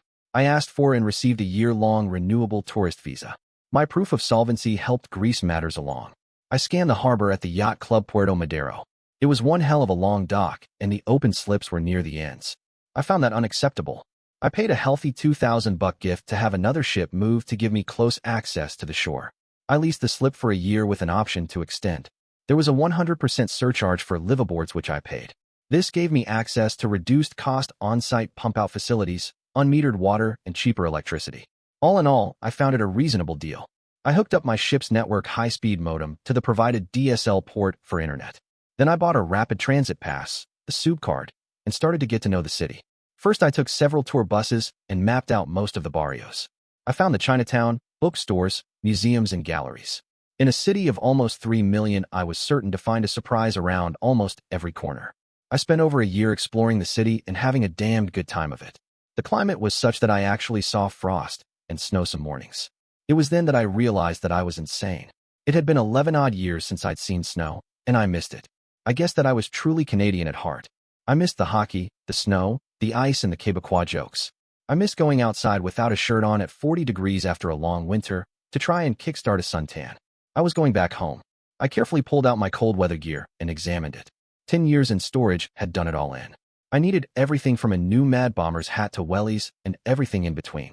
I knew that I certainly wouldn't find what I wanted in South America. The ship got a once-over. I paid my bills, the tanks got treated, and the diesel topped off. I was off. My first hop was to Rio de Janeiro. It was a huge city with plenty of bookstores. I indulged myself, then continued on my journey. Up the coast, Fortaleza was a popular refueling stop. Caracas had cheap fuel prices courtesy of the Venezuelan oil fields and local refineries. I went through U.S. immigration in Puerto Rico, then headed for Port Canaveral in Central Florida. My next fueling stop was near Atlantic City in New Jersey. I stopped in Portland, Maine for fuel and to go clothing shopping. It was coming up on fall in the Northern Hemisphere, but it was still early. I was glad that the stores shifted inventory for the next season earlier than seemed prudent. It served me well that day. I found a big, puffy goose-down parka and a smaller goose-down jacket. I knew that I'd have to ease into acclimatizing to cold weather after all that time. I found another place that sold working Helly Hansen gear where I did some damage to my wallet. A few incidentals like a few sets of synthetic sweats, a Mad Bomber hat, wellies, wool socks, a neoprene face mask, and 4 sets of silk long underwear filled my shopping list. My destination was just ahead of me. I was going to drop anchor at Halifax, Nova Scotia. First and foremost came a stop at the Coast Guard dock for in-processing. Then I convinced the Dartmouth Yacht Club to sign me up for a slip with power and water. My next step was to buy into a long-term slip that accommodated liveaboards. There was only one problem. There were no slips that accommodated liveaboards in the Halifax-Dartmouth complex. My next step? Build one, of course. I made an appointment to speak with one of the partners of Secunda Marine Services. Now, these were big guys that ran supply and recovery operations on the North Atlantic. I just wanted to repurpose some of their property opposite the Coast Guard dock. I brought my A-game. I asked to buy in for $50 million, then fund 2 full-service 300-foot piers, set up a refueling dock and a mobile pump-out service, all for liveaboards. There was to be some day service tie-ups for commuters, but that would be limited. It was centrally located to the city, well protected, and would have room for perhaps 30 or 40 vessels. I had hopes to buy the burned-out half-block across the path from Secunda, to build a prefab house on, and provide 30 parking spaces or so. Terry was amenable, but a few other agencies had to agree to it, and zoning had to be procured. I bought the property easily enough. It had to be scraped down and the fill removed to a hazardous materials landfill before it could be built back up and construction could occur. I hadn't quite conceived of the proportions when I first saw the site. I had 40 numbered pads asphalted and power poles set at each one for engine heaters. I bought a 2-bedroom prefab home with an attached 2-car garage before Thanksgiving. There was a metal fabrication shop only a block away, so I didn't have to put up a machine shop. I did, however, put a CAD station and D-size plotter in my 2nd bedroom. By the next July, everything was ready. I moved my ship to her new berth. With a little advertising throughout southern Ontario and Quebec, we soon had applicants. We had a lawyer design the contract to allow us to kick out polluters, rednecks, and other generally obnoxious folk. If anyone did something really stupid, why the Coast Guard was right across the cove. We investigated what liveaboards paid in other harbors and slightly undercut that. We also priced our fuel a bit less than that of the other yacht clubs in Dartmouth Harbor. Volume fuel purchases gained us a bit of economic leverage, so our lower prices were not only competitive but lucrative. I furnished the house and populated the kitchen with some decent appliances. The rest of the place got the attention of an interior designer. I specified a dark mission oak theme and let him go to town. A little Nissan pickup with a fiberglass top got me around town. I found Sobeys Grocery, several locations, Atlantic Superstore, and the Atlantic Meat Market. Main Street was fun. I had the fancy that taken out for the winter. All the tanks were drained and a series of 70-watt trouble lights and metal buckets were left on throughout the ship to keep everything above 10 degrees or so. I figured it all would freeze, so the galley stores were transferred to the house. I opened the instrumentation console and put a lit bulb under there as well.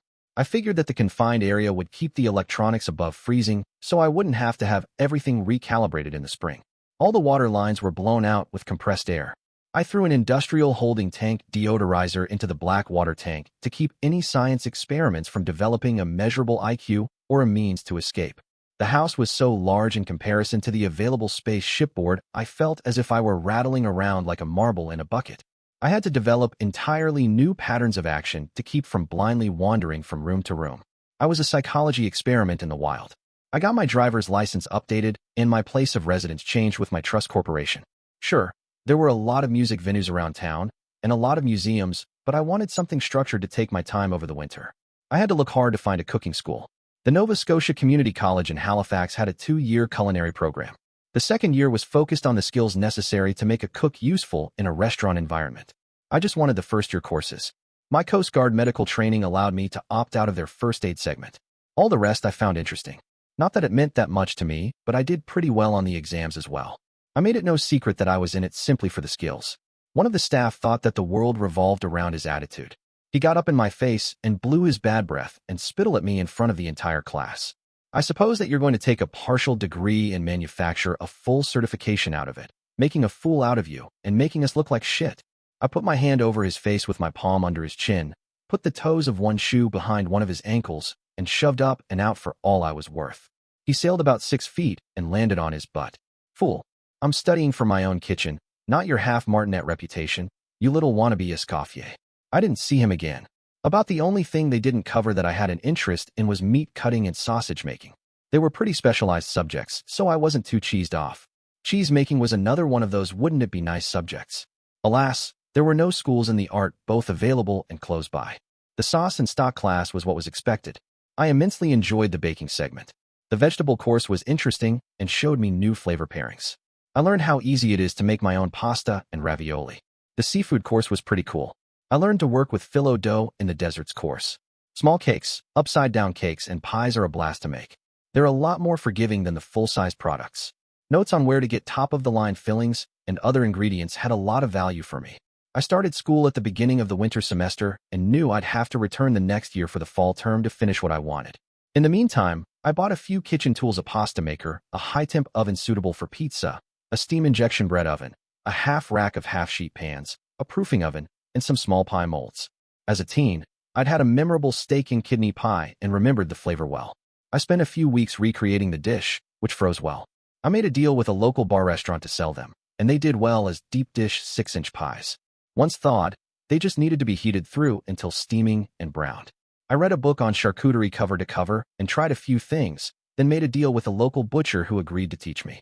When I finished, he handed me my journeyman butcher's papers with a flourish. A good man. Under his guidance, I experimented with a hot Italian sausage mix, adding hot pepper flakes, oregano, and garlic until I had a truly bold sausage. Combined with a sweet yet spicy sauce and plenty of good cheese, it made for an outstanding pizza. I also perfected sweating down cremini mushrooms until they were chewy and packed with flavor, finally declaring myself satisfied with the result when added to the pie. I'd been in town about 3 years. I kept my hair and beard short because I thought the pepper and salt look suited me better.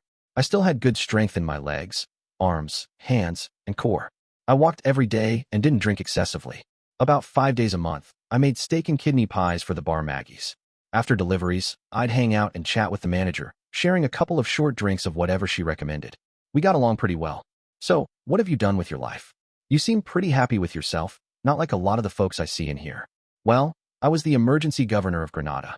I got the infrastructure and economy running from a totally dead stop. Get out of here. Pictures, or it didn't happen. I smiled a little smile and brought my battle-scarred briefcase to the top of the bar.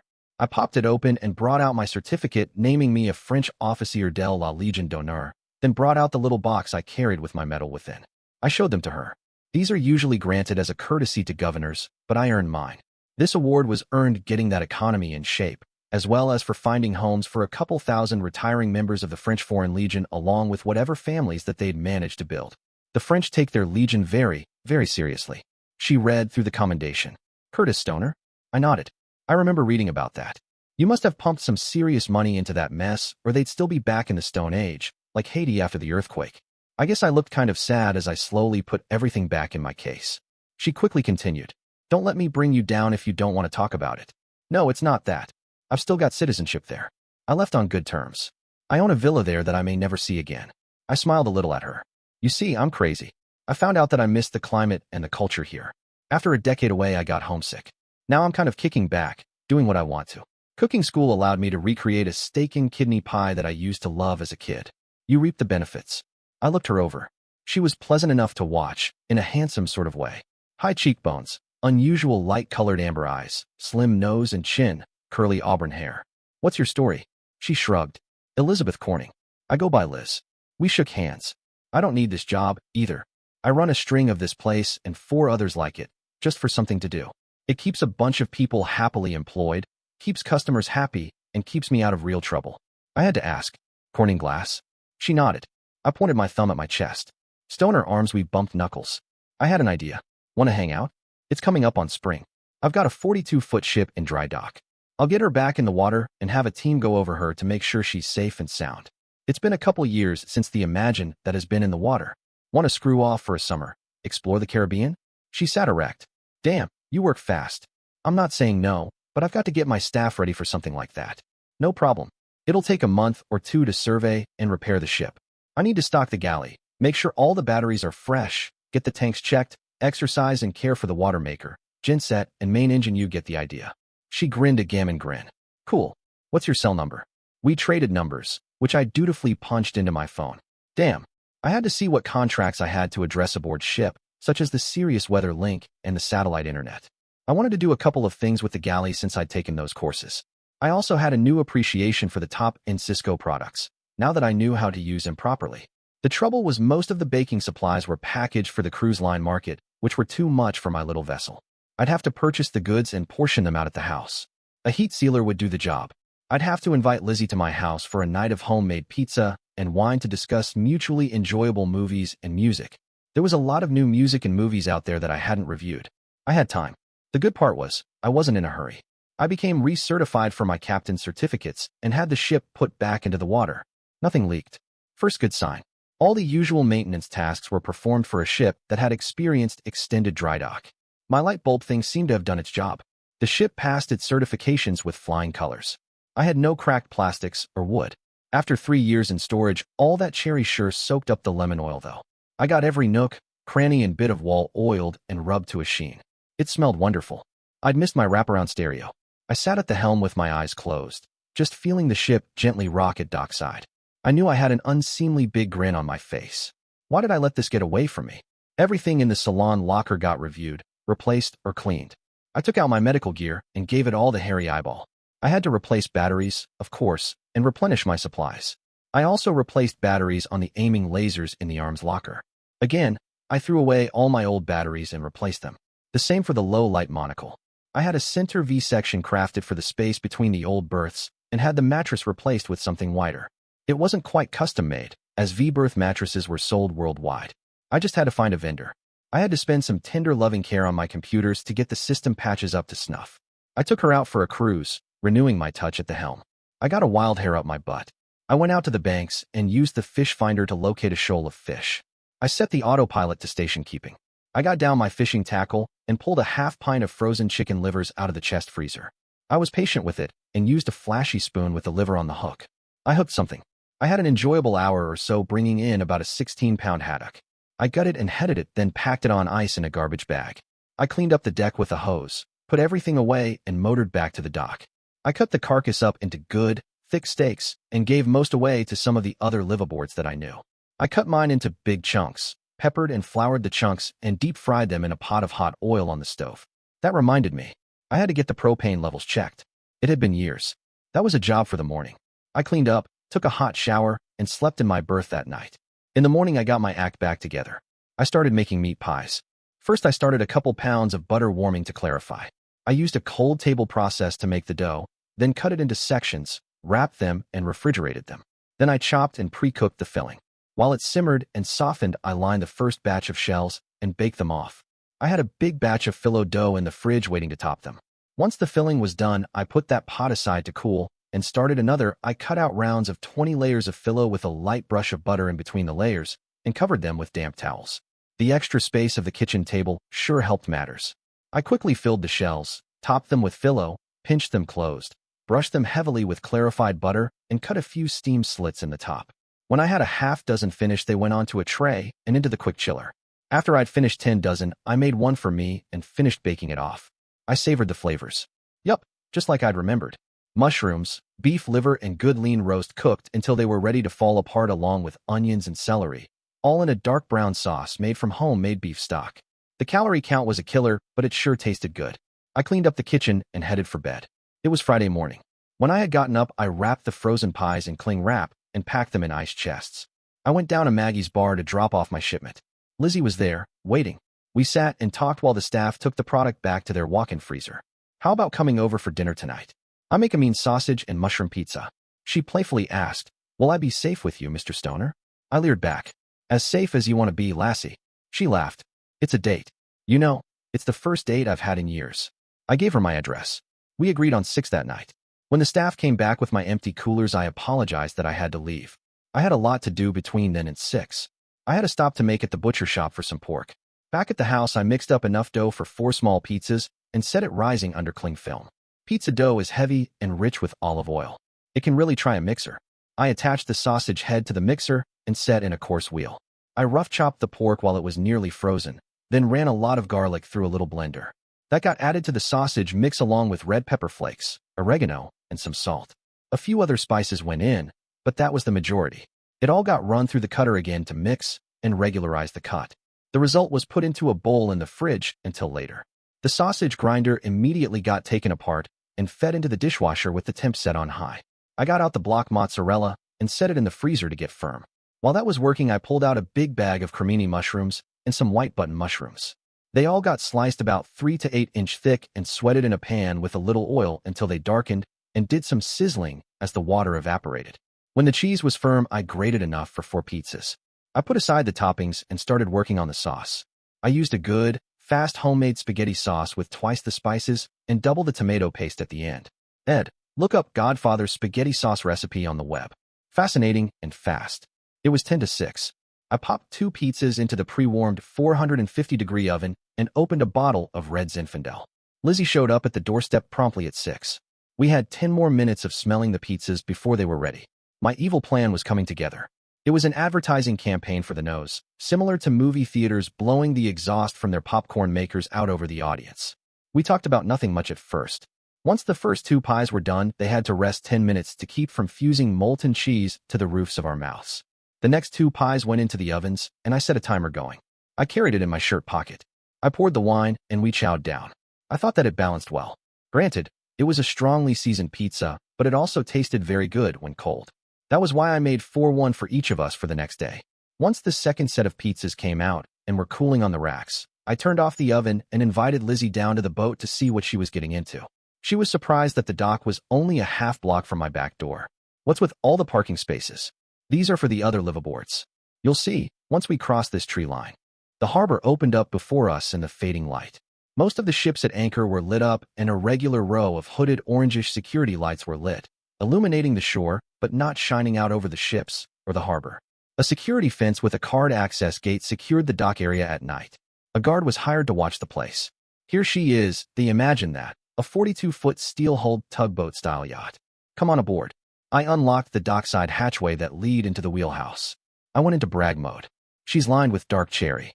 There's a full instrumentation suite including electronic charts and satellite weather imagery. I pointed to the stairs leading down towards the bow. Down there are the main bunk, shower and head, or toilet. There's tools, spares and access to the mechanical room too. I took her down a few steps aft into the salon. Here's the galley, and what's called the salon. There's no real table, just the marble top here that breaks into the galley. It makes a great desk and breakfast bar-style space. Two can sit at it. There's a washer and dryer right there. She's got a distributed sound system, a movie player, and seating for 6, bunk space for 3. The bunk at the nose is a double, and this bench here was widened to be both a bunk and an emergency medical bed. There's a pilot's emergency bunk in the wheelhouse, but it isn't very wide. It's for snoozing while making way and letting the autopilot do the work. A buzzer would go off if anything needed attention, such as someone crossing our path, making a close approach, or lying in our path, or within a 2 or 5 mile limit, depending on the settings. I showed off the larder. This used to be a second head. That made no sense to me. I had it all torn out, which more than doubled the galley's store's capacity. We went out on the aft deck. There's a chest freezer, that's a gas grill. Under that tarp is a Vespa scooter for shopping and such. Behind this, I wrapped on the hatch. We've got 4 big 50-pound propane tanks for the water heater and kitchen. Mounted up over the salon is a heat exchanger that both heats and cools. I let us back inside to sit in the stools near the galley. Well, what do you think? There's so much in so little space.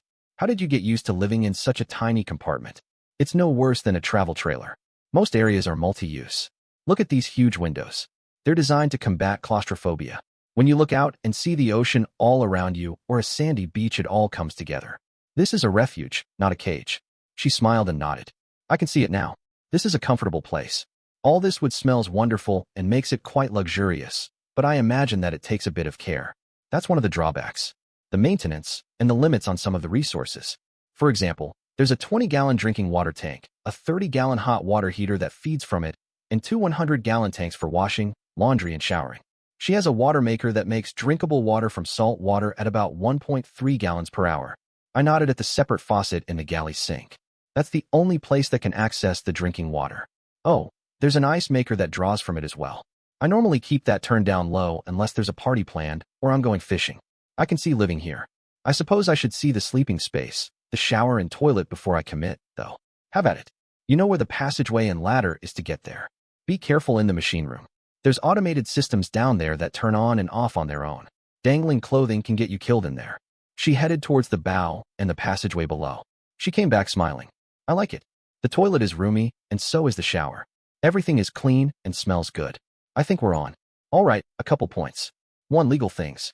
You need to have a valid passport, an up-to-date shot record, plus proof. I carry that, my captaincy papers, a copy of my proof of ownership of this vessel, and all my certificates in a briefcase that always goes with me in a port of call. That way I can carry any cash or checkbook as well as a notebook securely. 2. Your ship's bag. Since we have a washer and dryer, you won't need to take much along. Think 1 nice sized drawer. There's a little hanging space for a dress and a coat, but you'll really have to limit yourself. Mostly it's shorts, a sleeveless top, and canvas boat shoes for summer in the Gulf. I'm fine with all that. I've traveled in Europe before with just a carry-on. You have to really limit yourself when using their train systems. Great. When do we lift anchor? Monday morning suit you? You're on. Good. I've got a pizza for you to take home. They're great when cold. On Saturday, I looked on the web for a list of the top 20 movies of the last decade. I'd not seen any of them, so I went on a shopping trip. I also looked through the sci-fi department of a larger bookstore to see what series that I'd missed and appealed to my taste. I bought some new Neil Gaiman stuff and bought another copy of Angels and Demons as I wanted to reread it. Next, I spent some time in the wine section of the government liquor board outlet. American liquor stores were much more friendly, so I held off my purchases until we crossed the border. We'd have to get fuel in the States on our way south anyway. Sunday, I bought a lot of toilet paper, paper towels, and lemon oil. I thoroughly soaked the interior woodwork and polished it up. I moved perishables and frozen goods from the house to the ship and mothballed the house. I called my trust company to let them know I was in cruising mode again and bound for the Gulf. They had my sat phone number, so I wouldn't really be out of contact. They'd take care of any bills or emergencies that had to do with the house and property. They were good at that. That's what kept me with them. I did a little writing that night. It was just a little editing and tuning of what I had active, nothing that kept me up late at night. I remembered to make a sign for over the head, stating no paper goods in the head except for fast breakdown toilet paper. I had a macerator pump, but didn't want to rely on it. At promptly 6 a.m., Lizzie showed up with a briefcase and a small duffel. She was smiling and ready to go. I got her settled in and made a small pan of cinnamon rolls while she unpacked. She groaned as she bit into the warm confection. Keep cooking like this, and I'll never leave. Why, fair maiden, you have deduced my evil plan. She almost snorted coffee onto the counter. By 7, we were backing out of the slip. So what does it take to be able to drive this thing? About 4 to 6 months of classroom work, some time in hands-on classes, and a 6-month apprenticeship. You can slide on the last if you're not commercial. Having a good electronic stack and top-end electronic charts makes up for a lot. I showed her what was coming up on the display. I had the radar display overlaid on top of the local chart. We headed out 5 miles, then down the coast. She settled back on the settee to watch while I piloted us down the coast. Not much will happen until we need more fuel. Then I'll make the decision where to stop to fill up. I'll call ahead on the radio telephone and get directions and reserve a slip. It's all pretty simple if you've done it before. This is the boring part. I could catch a nap if I wanted. The electronics would buzz me if I were needed. Is there anything I can do? Tell you what. See if you can find the book I just bought. I want to reread Angels and Demons. Then, if you want, go look through the music, books, and movies. Whatever you don't see and can't live without, or want to see, we'll pick up. Take notes. The same with the galley stores. I bought what someone thought were the top 20 movies of the last decade last Saturday, so we'll have something to watch. I hope that there's not many howlers in there. She came back with my book and I settled into reading. After a while, I heard the traveling Wilburys on the stereo. The day passed smoothly. When I took a bathroom break, I found her engrossed in my captaincy training guides. Around 4, I started looking around for somewhere to stop for the night. We weren't in a rush. There was only one place to tie up within decent range, though, and that was at Yarmouth. We filled up and paid for an overnight berth, remaining on ship's systems. It was bacon, egg, and cheese sandwiches on toast for breakfast. Lizzie said she'd clean up as I wanted to get some decent mileage behind us that day. At 6, we were motoring down the Seaway and due west. It was close to 9 that night that we docked in Portland. Customs was closed for the day, so we tied up at the customs dock and called it a day. I took a nice hot shower to relax, and Lizzie did as well. She got short-shifted on the hot water, but not by much. We then decided that one of us would shower in the morning, one in the evening. In the morning, we passed through customs, got our visa stamps, and loaded up with fuel. I'd been in Portland before. We took a taxi to the mall and spent some time wandering about. The food court hadn't changed much. It was enthusiastic, but beige. I had some Chinese noodle thing with onions and chicken, while Lizzie had a bourbon chicken dish. I think she got the better half of the deal on that one. I bought 4 orders of bourbon chicken to go along with some rice. I wanted some for dinner and some for lunch the next day. It wasn't breaded and looked good. We went back to the ship to relax. The bourbon chicken got put on hold.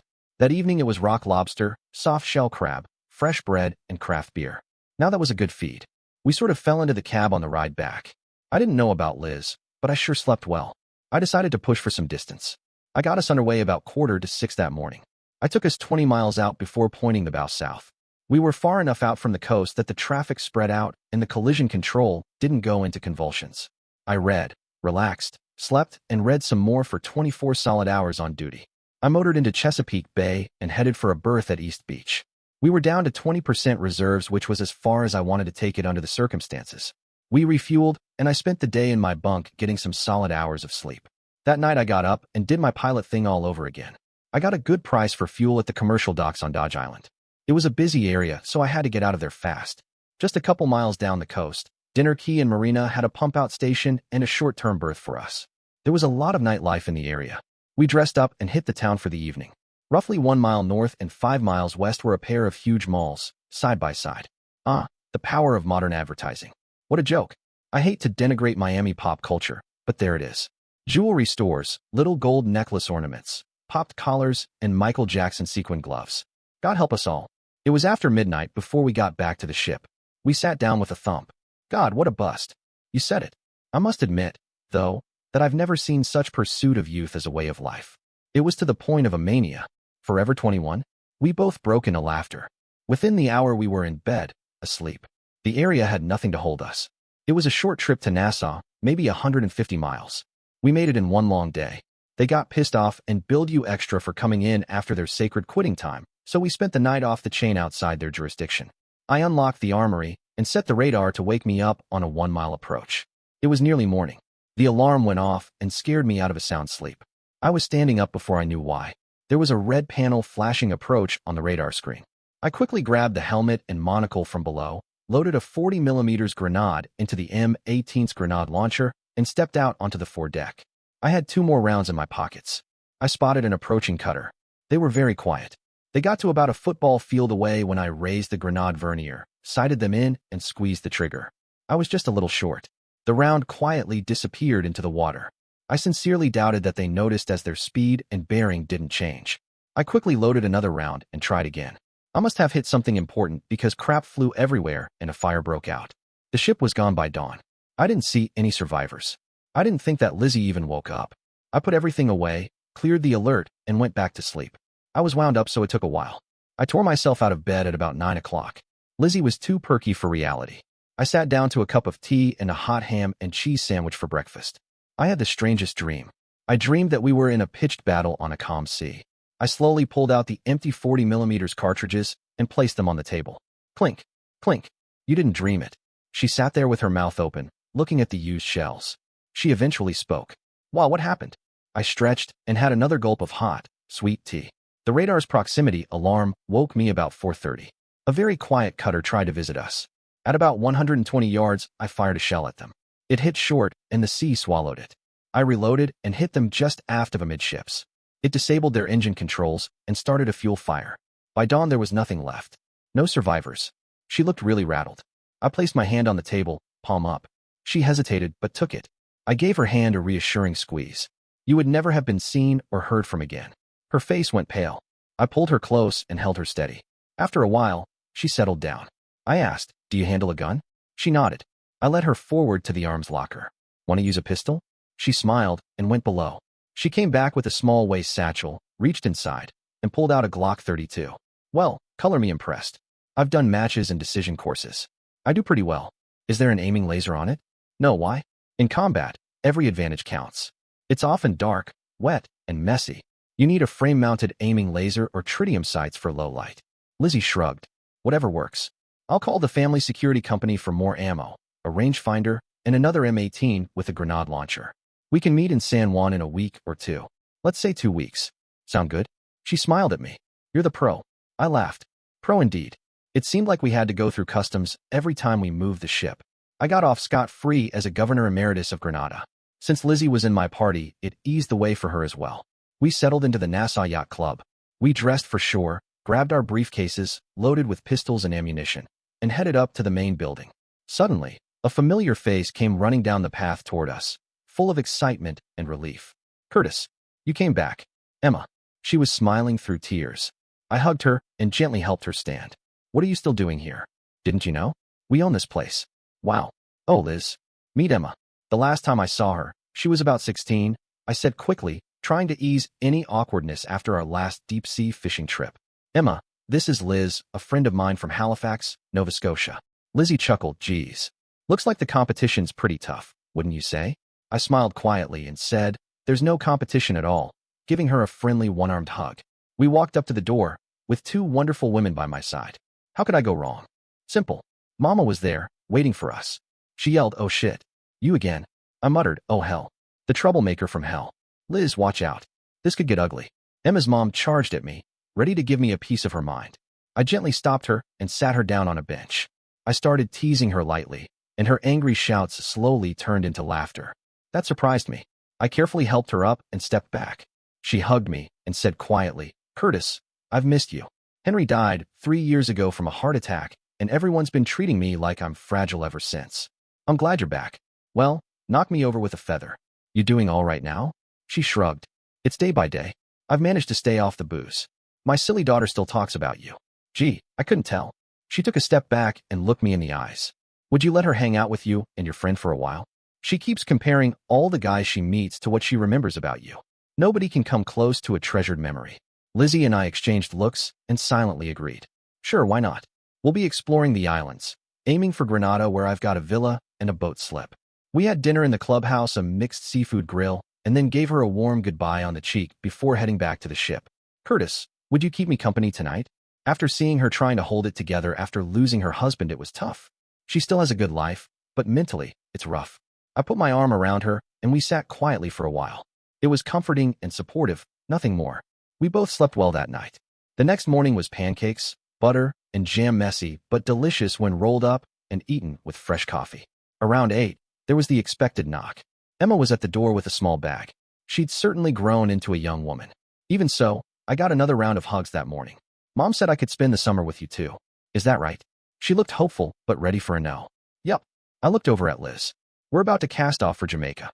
A few years ago, I did them a good turn and established a food tourism thing. I'd like to see how it all turned out." We cast off and made way for Kingston. It was about 650 miles, well within our range. We went through customs in Kingston, then headed for Port Antonio, where I'd meddled years before. The yacht club was still there, looking even more prosperous. I paid for a full service slip and got somewhat preferential treatment as a returning customer. I didn't know the guy behind the counter from Adams off Ox, but I asked anyway. The weekend picnics still going strong? He grinned with lots of teeth. Oh yeah? We'd have riots if anyone tried to close them down. There's markets, fresh and cooked food, all sorts of stuff. I nodded to myself. Good. I'm glad that it took off and grew. The guy looked at me kind of curiously.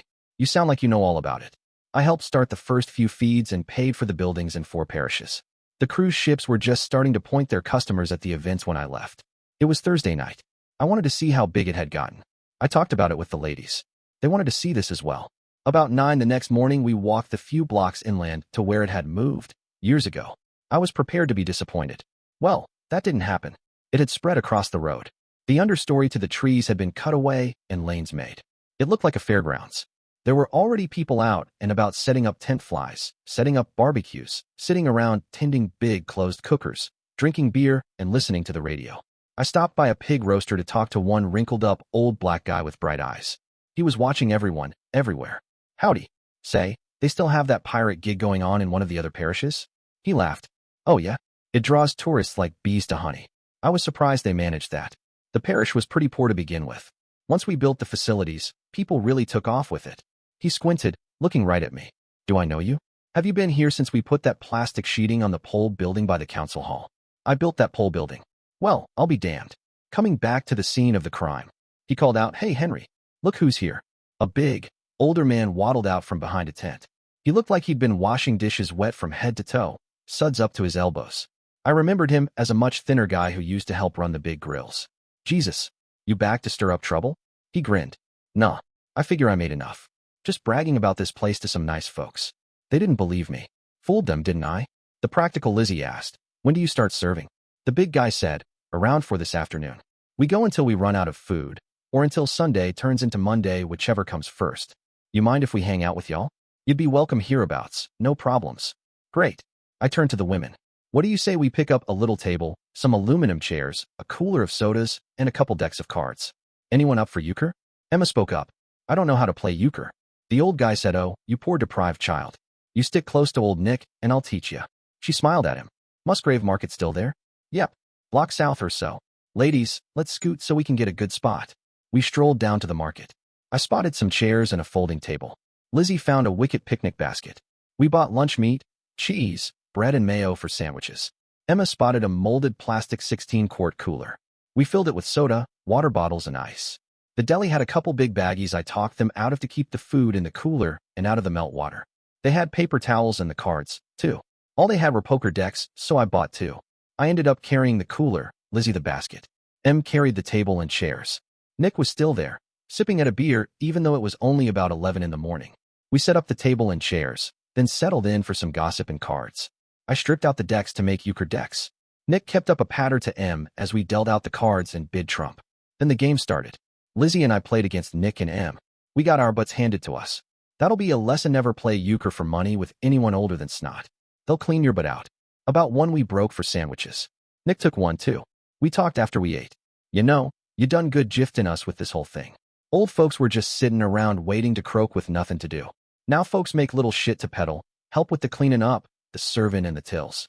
Everybody helps. The place stays clean and the council doesn't try to shave anybody's but over a mess. They just keep the potties in shape. Even the cops like it. They say it keeps down the domestic disturbance calls. Folk got something to do besides sit around picking fights and arguing about money. Why, one fella polishes and cuts rocks right off the beach. People scoop him right up and pay good money too. You write Jamaica on a dead chicken and somebody's gonna buy it. I got a smart idea. Make little bitty t-shirts. Write on him, made in Jamaica for ladies that got a bun planted here, or a big-bellied mama shirt with an arrow pointing down. Say the same thing. Here's another one, with broader appeal. Collect pieces of wood shit that washes up on the beach. Use a wood burner to write, this washed ashore in Jamaica, the little suckers should sell like hotcakes. Lizzie gave me a speculative look. We gotta market you. That last one would sell anywhere in the islands. She disappeared for a while and came back with a digital camera. She wandered around taking pictures of almost every food booth. 4 o'clock came. The smell of the roasting meat was intoxicating. The pig roaster was opened up and the carcass came out on a big metal spit. Two hefty guys hauled it into the tent where they proceeded to tear it up. Not chop it up, tear it up. It came apart in their glove-covered hands. I pitched in a couple bucks for a few pieces of crisp, smoky fatty skin to munch on. Emma looked a little queasy at first. Don't you dare turn your nose up at this without even giving it a try. I dare you. Soon she was enthusiastically chowing down on the smoky, fatty, crunchy delight like the rest of us. They'd cut off the head and put it to one side. I asked the guys, you doing anything with the head? Nope. Liz, come here. Watch this. I peeled the skin off the cheeks and pulled away the oysters with a serving spoon. Then I borrowed a boning knife to cut away the tongue. I gave them the cheek oysters to try while I took on the delicate process of skinning the tongue. I yelled out, anybody got an onion? Here. I paid the man for a couple sweet onions, then went back to the tongue. I interleaved thin slices of tongue and onion on a platter with a bed of lettuce for garnish and laid it out on the serving line. The older folk knew what it was. We walked around, spending a few bucks here, a few bucks there on fresh shrimp, grilled chicken, a couple different pork recipes, a few salads, some lemon bars, this and that. We all had a bad case of crap. I ate too much. You didn't realize how much you had eaten at a distributed buffet like that. I did get some smoked pig's liver, still hot from the smoker. Wow. We worked over that picnic kit.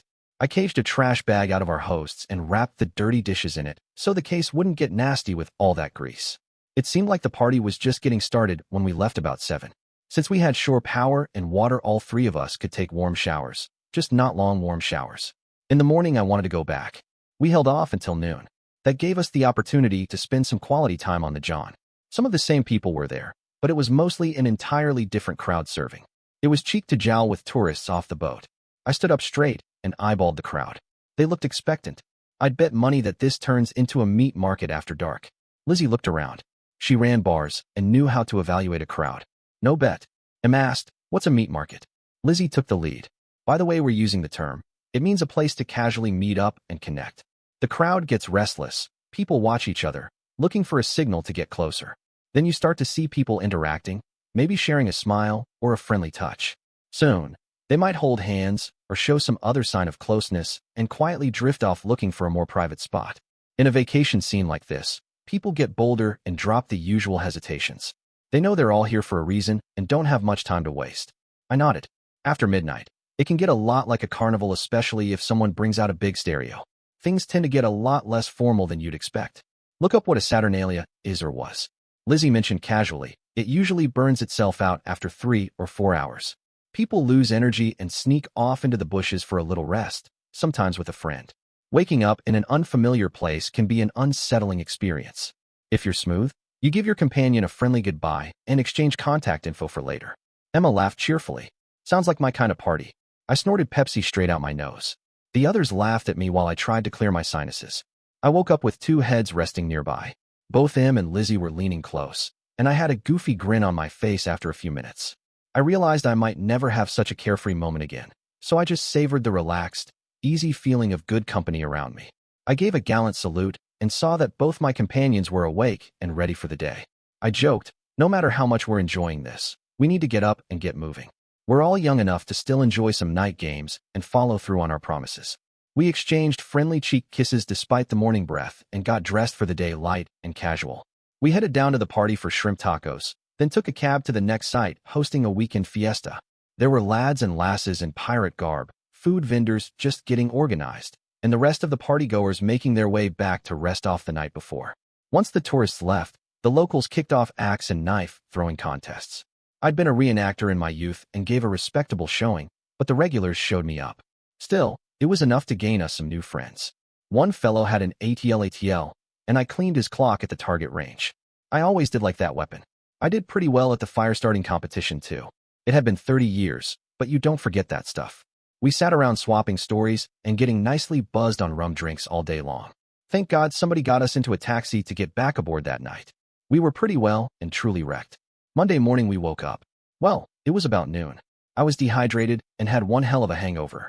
I downed 3 aspirin and held a gallon jug to the mouths of my beautiful bedmates. I knew that they'd thank me later. Eventually I had to piss, so I drank my fill once again. I figured that 3 cycles would do me right. We headed for Aruba. It took a couple days of solid motoring and navigation to get there. The ladies wanted to go see the sights, and I got dragooned. When we stopped to visit the donkey preserve, I laid down in the shade of a tree and took a nap. I awoke to find myself surrounded by donkeys. They'd broken out of their pen to sleep with me. They had laid their heads on my chest, belly, groin, and legs. Tourists were snapping pictures fit to beat the band. I petted a couple that slept against my chest and went back to sleep. I suppose that I woke up because it got a little colder. When I rose and stretched, the little donkeys butted me for head scratches. I left $500 with the place to feed them day-old buns from the nearby village. Fresh would bind up their guts, but day-olds would do fine. $500 worth would feed them for almost 2 years. The ladies had a giggle, calling me a leader of donkeys. I replied that being a governor was exactly that. Only the brays were different. We set out for another port of call. Rather than show them what I regarded as the commercialized disappointment that Puerto Rico had become, I rotated my compass some 45 degrees south and set out for Aruba. Either direction would take us approximately 600 miles to reach our next port. The summer seas were kind to us. We tied up at the Aruba Port Authority to go through customs and obtain tourist visas. I hauled out my black Grenadian diplomatic passport to try and expedite matters. That was a mistake. Suddenly there were politicians, police, and, believe it or not, a brass band. The law of unintended consequences struck again. The ladies were impressed, but I just shook my head. I had to convince the lieutenant governor that I was there as a tourist, not as a representative of the people. He smiled, shook my hand, and still insisted on the red carpet treatment. The fancy that got cleaned within an inch of its existence while we were put up at the DV Aruba all-inclusive beach resort for the duration. We stayed about a week. I can only mellow out so much before I begin to froth at the mouth and spin. I convinced the ladies to dress up in something other than the scandalous beach wear that they'd adopted as their daily dress. We hit the Erebus as a self-guided tour of the western island. There were more natives than tourists using it. I heard English, Dutch, French, Spanish, and some sort of patois. That made me comfortable as I could speak 3 out of the 5. Most of the natives were dark. I was thankful that all 3 of us had developed deep tans so that we didn't look like quartz crystals in a coal pile.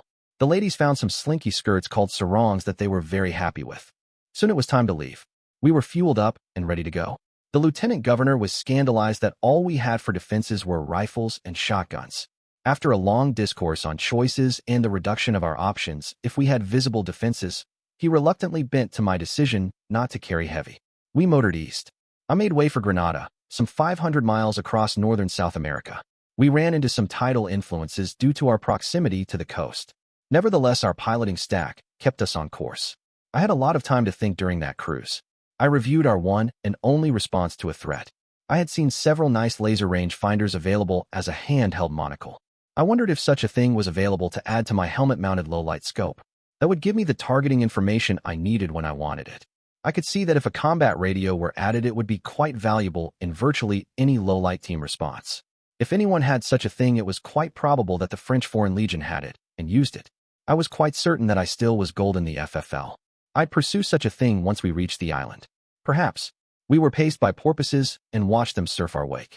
Such freedoms seem magical when they are beyond your scope. Witness our fascination with seabirds that hover in the air without a wing stroke. They surf the very breezes. When we docked in Grenada and I presented my passport, you'd have thought that the Pope had come to call. I was damn tempted to weigh anchor and forget about the whole thing, but the ladies were having a blast. So I kept my pie hole shut. Next time I'd flaunt a big cigar, wear Groucho glasses, and a straw hat. I breathed a sigh of relief when the furor died down. It took a week and a half. It had only been a few years since I'd been on the island. Not much had changed, but the economy had grown. I figured that they were now at the point that what worked in Jamaica would work in Grenada. I made an appointment with the governor to discuss my scheme. Why not go to the top when you've got the pull? The ladies asked to accompany me. What? Was I going to say no? I had to live with them in close quarters. I didn't fancy sleeping in the life raft, either. I snickered when I saw my political successor. He looked like hell. You're not delegating enough, man. You look like you just went 5 rounds with a mako shark. How the hell did you do it? I've got 7 guys stepping and fetching for all they're worth, and they're not worth much. I took pity on him. Here's the secret. Ignore everybody else and do the job the best you can. You'll sleep better knowing that you're not bargaining away your integrity. Once you get your self-respect back, you'll be able to look anyone and everyone in the eye and tell them to go to hell. Otherwise, they'll nickel and dime you to death. Don't ask, command. If they don't cooperate, replace them. Do that a couple times, and I'll bet your troublemakers will fall right in line. I'd bet good money that what I witnessed was the first smile on his face in many months. I appreciate your words and what they represent. I promise to put it into action as soon as I can. Now, what can I do for you? Got a tourism minister? A development minister? I'd like to tell you what I started in Jamaica. The six of us had a working lunch as I planned out the combination open-air market and picnic system. There was still plenty of unpopulated nice land between beaches and roads. I promised $50 million for the sanitary facilities, pole buildings, electrical and water runs, paving, and for importing the big barbecue grills. They'd need to nationalize some land and beaches for the space. They agreed to declare a national resettlement holiday, which would declare the sites open. 3 sites were designated. Lizzie got them to agree almost single-handedly with her camera full of pictures of the 2 Jamaican sites we'd visited. The beautiful areas with cleared understories and paved lanes looked superb, and the shots of people laughing, eating, dancing, and playing cards said a lot.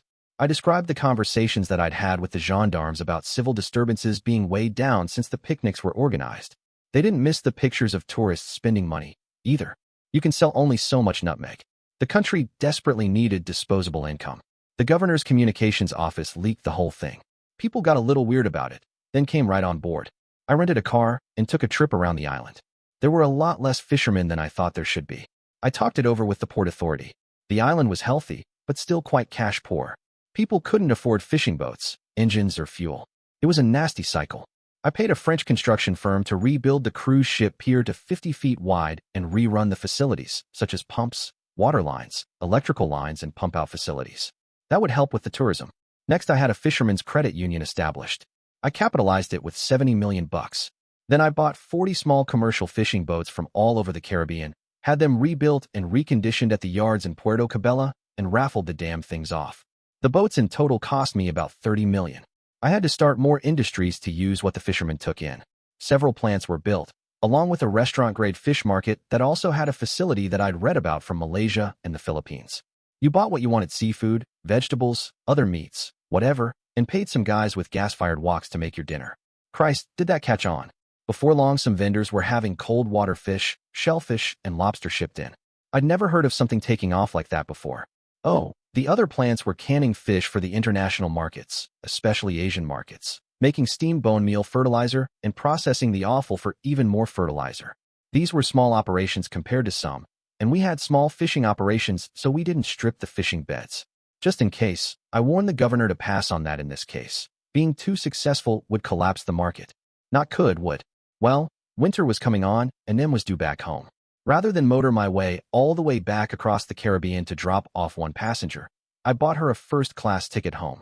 Our last night as a group was subdued. Well, Emma, do you think you've got your head on straighter than when we started this thing? She smiled. There's no question of that. Oh, I've had a lot of fun, but I've learned a lot too. While you were working with the governor to boost the economy, Lizzie and I went to the library to read some of the archives. Your journals from the Reconstruction make for fascinating reading. It makes me realize how much one person can accomplish. I still have no idea where your motivation came from. You never stopped. You still haven't. I can't understand. I looked out the ship's broad windows to the green trees above the white sandy beach. I can barely put it into words. I saw the island languishing, the people dead where they lay.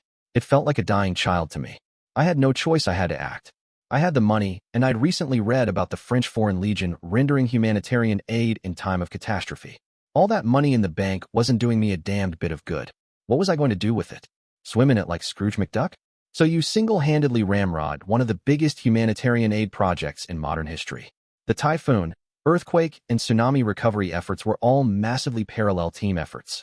You instigated, controlled, and masterminded the whole thing yourself. Then they voted you out. I smiled. You bet. I was getting burned out. It was the best thing that could have happened.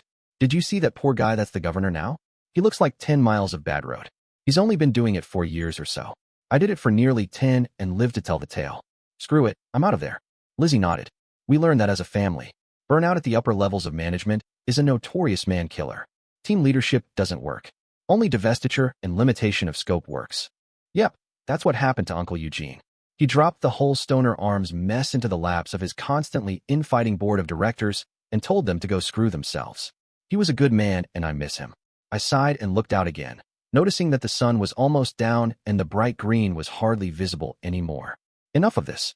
What do you say to burgers on the grill? I'm pretty sure we have a few pounds of good ground beef left in the deep freeze. Lizzie and I stood there watching the jet take off with them on board. Well, there she goes. I hope she's better for it.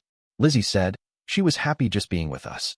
If we'd asked, she'd have agreed to be a second wife in a New York minute. I looked over at her, surprised. Oh, And what about you? Want to be my first wife? She smiled and slid her arm around mine. Why, Curtis, I thought you'd never ask. That was 4 years ago. The Imagine that comes out of dry dock every year for a cruise up the islands, then goes back into storage. Lizzie and I tweaked the hacienda here and there, but we're pretty happy with it. My idea of having a decorator furnish the place with a theme of blonde mission oak paid off, as she was pretty happy with things the way they lay. The wedding was a big bash, with everyone who was anyone for over 100 miles attending. The Legion honored us as we proceeded down the aisle with a saber arch salute. That capped off the day for me.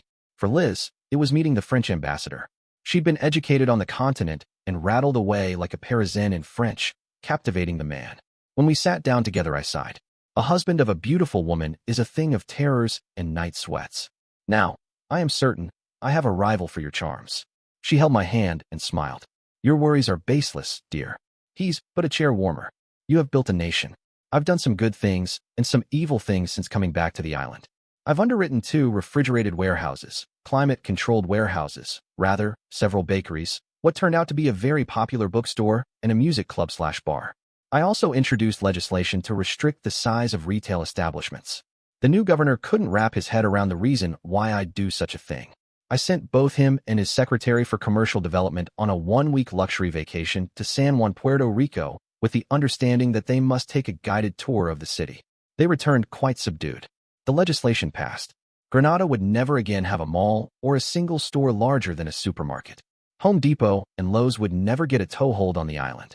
Simple lumberyards were written in as an exception with a documented list of approved services. A few commercial-only resources along the same lines were approved, in the same manner and with similar restrictions. We kept our beloved open-air markets and the fish market, though. The immigration quotas were tied directly to the availability of fresh water. Lizzie took a trip back north to sell her restaurants. I missed her while she was gone, and told her so when she returned. We had bought a little runabout with a 5.7-liter Merc inboard. It got us back and forth to town. There was a town roughly every 2 miles down the coast, but the capital, St. George's, was about 10 miles away. We were sitting in a coffee house in Victoria, having pastries and listening to the local gossip. It seemed that someone had spotted jungle cats back in the woods, and people were terrified to go out at night. I laughed, which brought me some unpleasant attention until I told my story about Rex, my savanna cat that looked like a giant bobcat that had disappeared into the jungle while I was fighting to get the economy running. I looked at Liz, and she scowled and looked back. She had no idea what I was up to. Let's grab a couple of jackets and take a walk. It gets cooler after dark. We were waiting for the doors of the coffee shop to open at 6. We had 2 cats with us. They seemed as intelligent as Rex. I asked the shop owner for a couple pounds of ham and a couple bowls of water for $20. He agreed.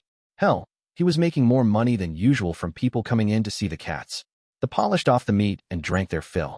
I let them outside to do the natural thing, then let them back inside. These are your terrifying jungle cats. Rex found a mommy somewhere, and they started pumping out kittens. At 4 to 8 per litter, averaging 6 per litter, 6 years to work with and 2 years to maturation. That gives us, 636 cats, if none died. 50% of each litter was female. They all caught, and there was enough food for all of them. There's no way this island could feed that many cats, so let's just say you've got one hell of a lot of savanna cat crossbreeds out there. Now just what Rex got it on with as a mate, who knows? By the looks of these 2, it could have been a panther for all I know. They're darker than Rex was, and if my memory is correct, a bit less muscular, more lean. Any way you look at it, there won't be a rat or a snake on this island for a long, long time. I suggest that some of you go take a little walk with a good attitude, and maybe you'll come home with one of the best friends your kids will ever have. As soon as I got home, I put in an order for 500 pounds of oil dry and 1,000 pounds of Science Diet Big Cat formula. Since we lived in what was essentially a big concrete-lined hole in the ground surrounded by artificial caves, I thought about how to give the cats access in and out without our intervention. I had a carpenter put in a curved ramp 1 foot wide with a grade of 1 foot up for every 2 feet of travel, then waterproof the hell out of it. Next, a mason applied a rather thick sandy topcoat to the surface. When it dried, it made a racetrack for the cats. One morning, I went to bed with 2 cats. I woke up with 8 on the patio. I shrugged and got more cat chow out. I never thought that I'd end up as a zookeeper. Lizzie came down with a bad case of pregnant. She'd seemed a bit tired the past few days. When she sat down on a lounger for some sun, the cats took one sniff and covered her in purring kitty flesh. I just watched. What the hell brought this on? She replied, bemused, I have no goddamned idea. You're run down for no real reason. The cats sniffed you and went nuts. Honey? When was your last period? She started counting, stopped, and did it again. She slowly said, I'm late. I'm never late. I grinned like only a male can. Guess what? There is something that can make you late. Betcha you're preggers. Knocked up. Bun in the oven. All right, damn it.